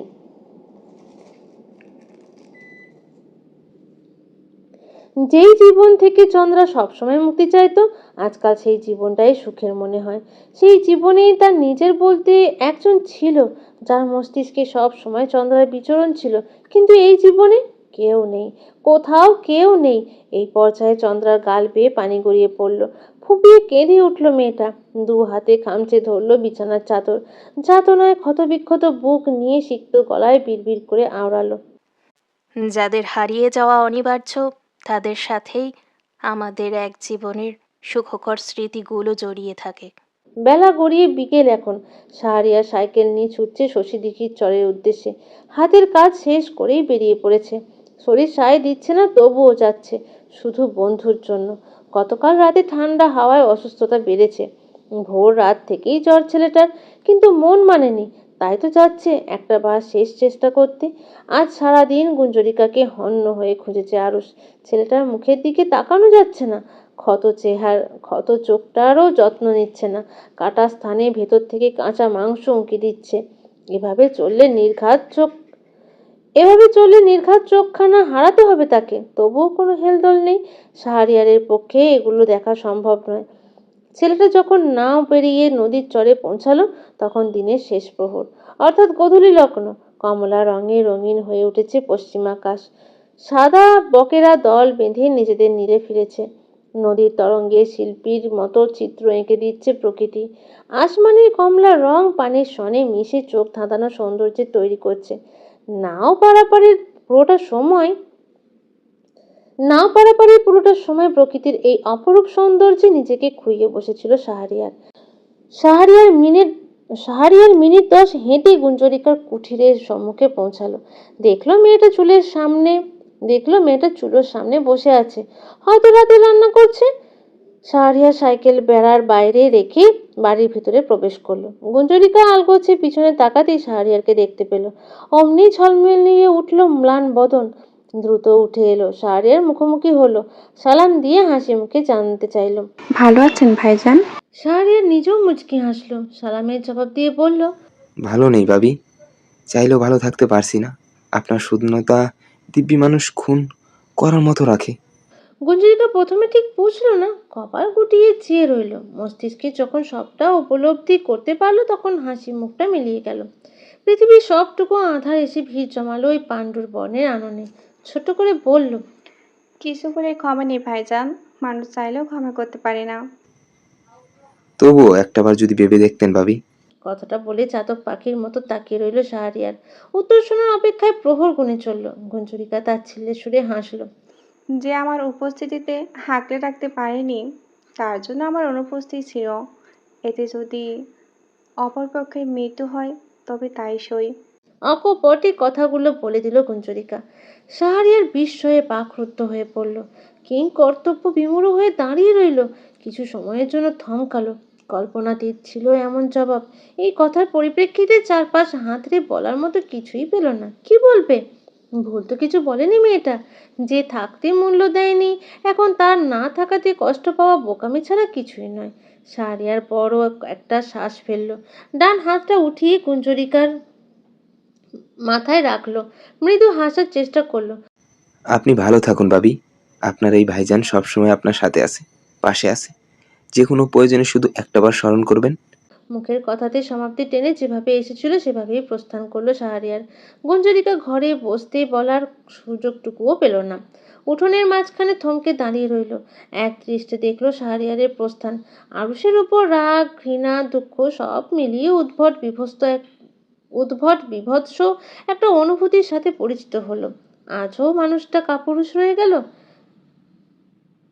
গাল বেয়ে সধারায় পানি গড়িয়ে পড়ল। পর মুহূর্তেই সন্তর্পণে তা মুছে নিল। আর কাঁদবে না সে। এক জীবনে খুব কেঁদেছে, হাসবে বলেই না সব ত্যাগ করলো। তবে কেন কাঁদছে? হায় রে মানব মন, সে কি আর এত বাছবিচার মানে? সে যেখানে একবার খুইয়েছে সেখান থেকে সহজে মুক্ত পাওয়া যায় না। তার মুক্তি মেলে না। সময় বহমান। সুখ দুঃখ উত্থান পাতানের মধ্য দিয়ে জীবন থেকে পেরিয়েছে 7টা দিন, অর্থাৎ 1 সপ্তাহ। এই 1 সপ্তাহে শেখ পরিবারের সদস্যদের মধ্যে বিশদ পরিবর্তন এসেছে। স্বল্প সময়ের ব্যবধানেই মানুষগুলোর বয়স বেড়েছে কয়েক গুণ। ঠিকমতো অন্ন মুখে তুলতে পারে না, গলায় কাঁটার মতো বিঁধে। তাদের করা এক একটা অবিচার বিষের মতো বুক জ্বালা করে। সবটা ক্রমশ সজ্জাতীত হয়ে উঠেছে। বাড়ির একমাত্র ছেলে নিজের জীবনকে নতুনভাবে সাজিয়েছে। আল্লাহর দরবারে নিজেকে সঁপেছে। মাথায় থাকা সফেদ রঙা টুপিটা দিব্যি তার পরিচয় বহন করছে। মুখের চাপ দাড়িটা অযত্নে বেশ খানিকটা বেড়েছে, তবে মুখমণ্ডলের সাথে মানানসই। ক্ষত চোখটা সর্বক্ষণ লুকিয়ে থাকে ছোট্ট নরম গামছার আড়ালে, যেটাতেই মুখের একাংশ সহ সম্পূর্ণ মাথা বেষ্টিত থাকে। পাছে মানুষ দেখে ভয় পেয়ে যায়। আরুষের এই পরিবর্তনে পাড়া প্রতিবেশীরা বেশ খুশি হয়েছেন। তবে ছেলেটার এমন উন্মাদ আচরণে দুঃখ হয় বড়। যাদের ছাড়া আমাদের চলে না, দিন শেষে তাদেরকেই খুইয়ে বসি আমরা। দোষ দুই পক্ষের থাকে বই কি। আজ 7টা দিন আরুষের চোখে ঘুম নেই। ঘুমোতে পারে না ছেলেটা। শেষ রাতে প্রচণ্ড ক্লান্তিতে বিছানায় শরীর ছোঁয়ায় ঠিকই, কিন্তু নেত্রপল্লবের বিচ্ছেদ মেটে না। এই বিচ্ছেদ এত সহজে মিটবার নয়। নিজের করা একপাক্ষিক আচরণগুলো প্রতিনিয়ত কুঁড়ে কুঁড়ে খায়। সে পারেনি মেয়েটাকে একটু সুখে রাখতে, একটুখানি ভরসার জায়গা হয়ে উঠতে, তারপর গাছার জীবনের শেষ আশ্রয় হতে।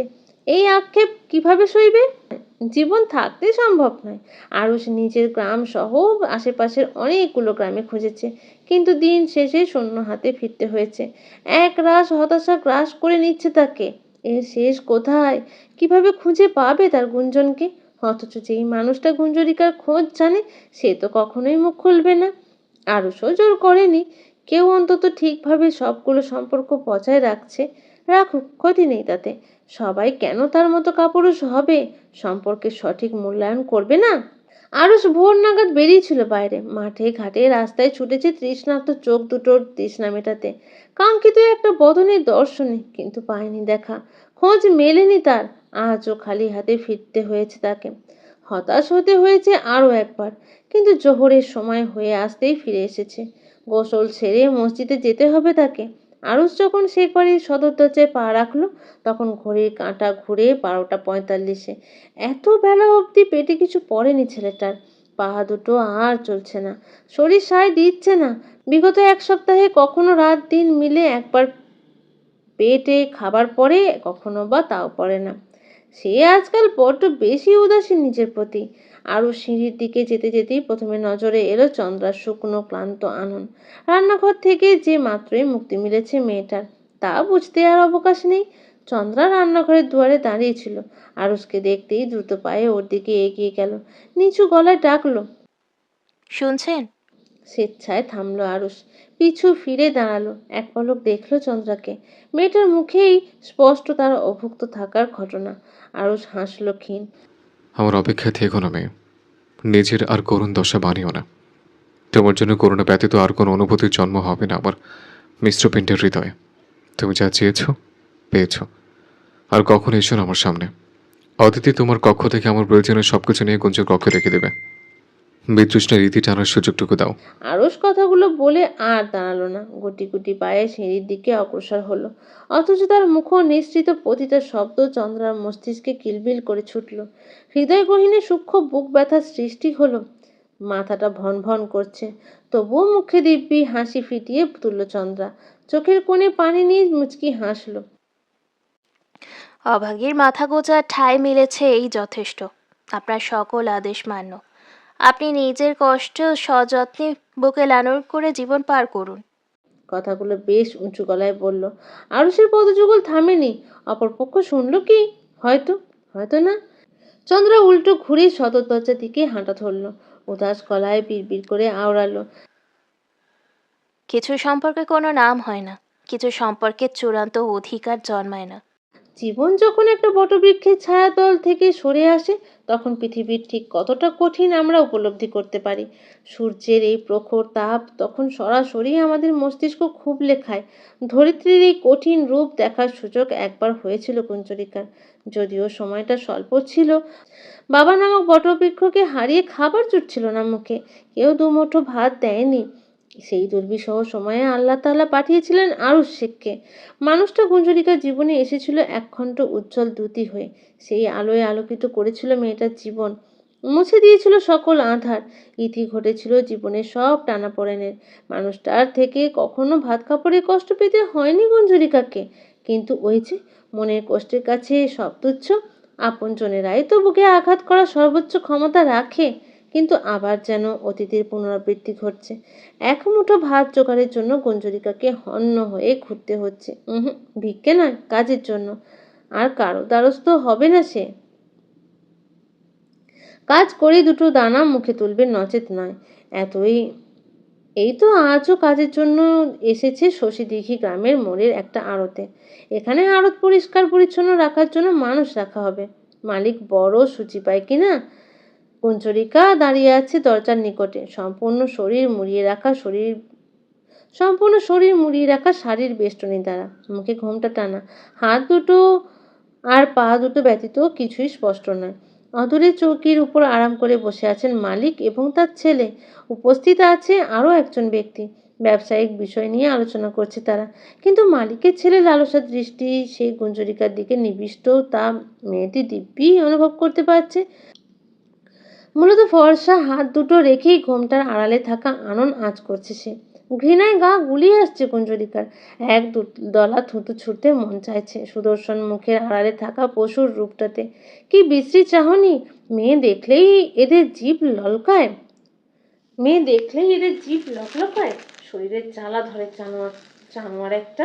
গুঞ্জরিকা দুই পা পিছিয়ে গেল। এখানে যদি গুঞ্জরিকা নিজের অসহায়ত্বের কথা বলে থাকে, তাহলে অপরপক্ষ সুযোগ পাবে তাকে হেনস্থা করার। প্রয়োজনে না খেয়ে মরবে, তবুও এখানে কাজ নেবে না।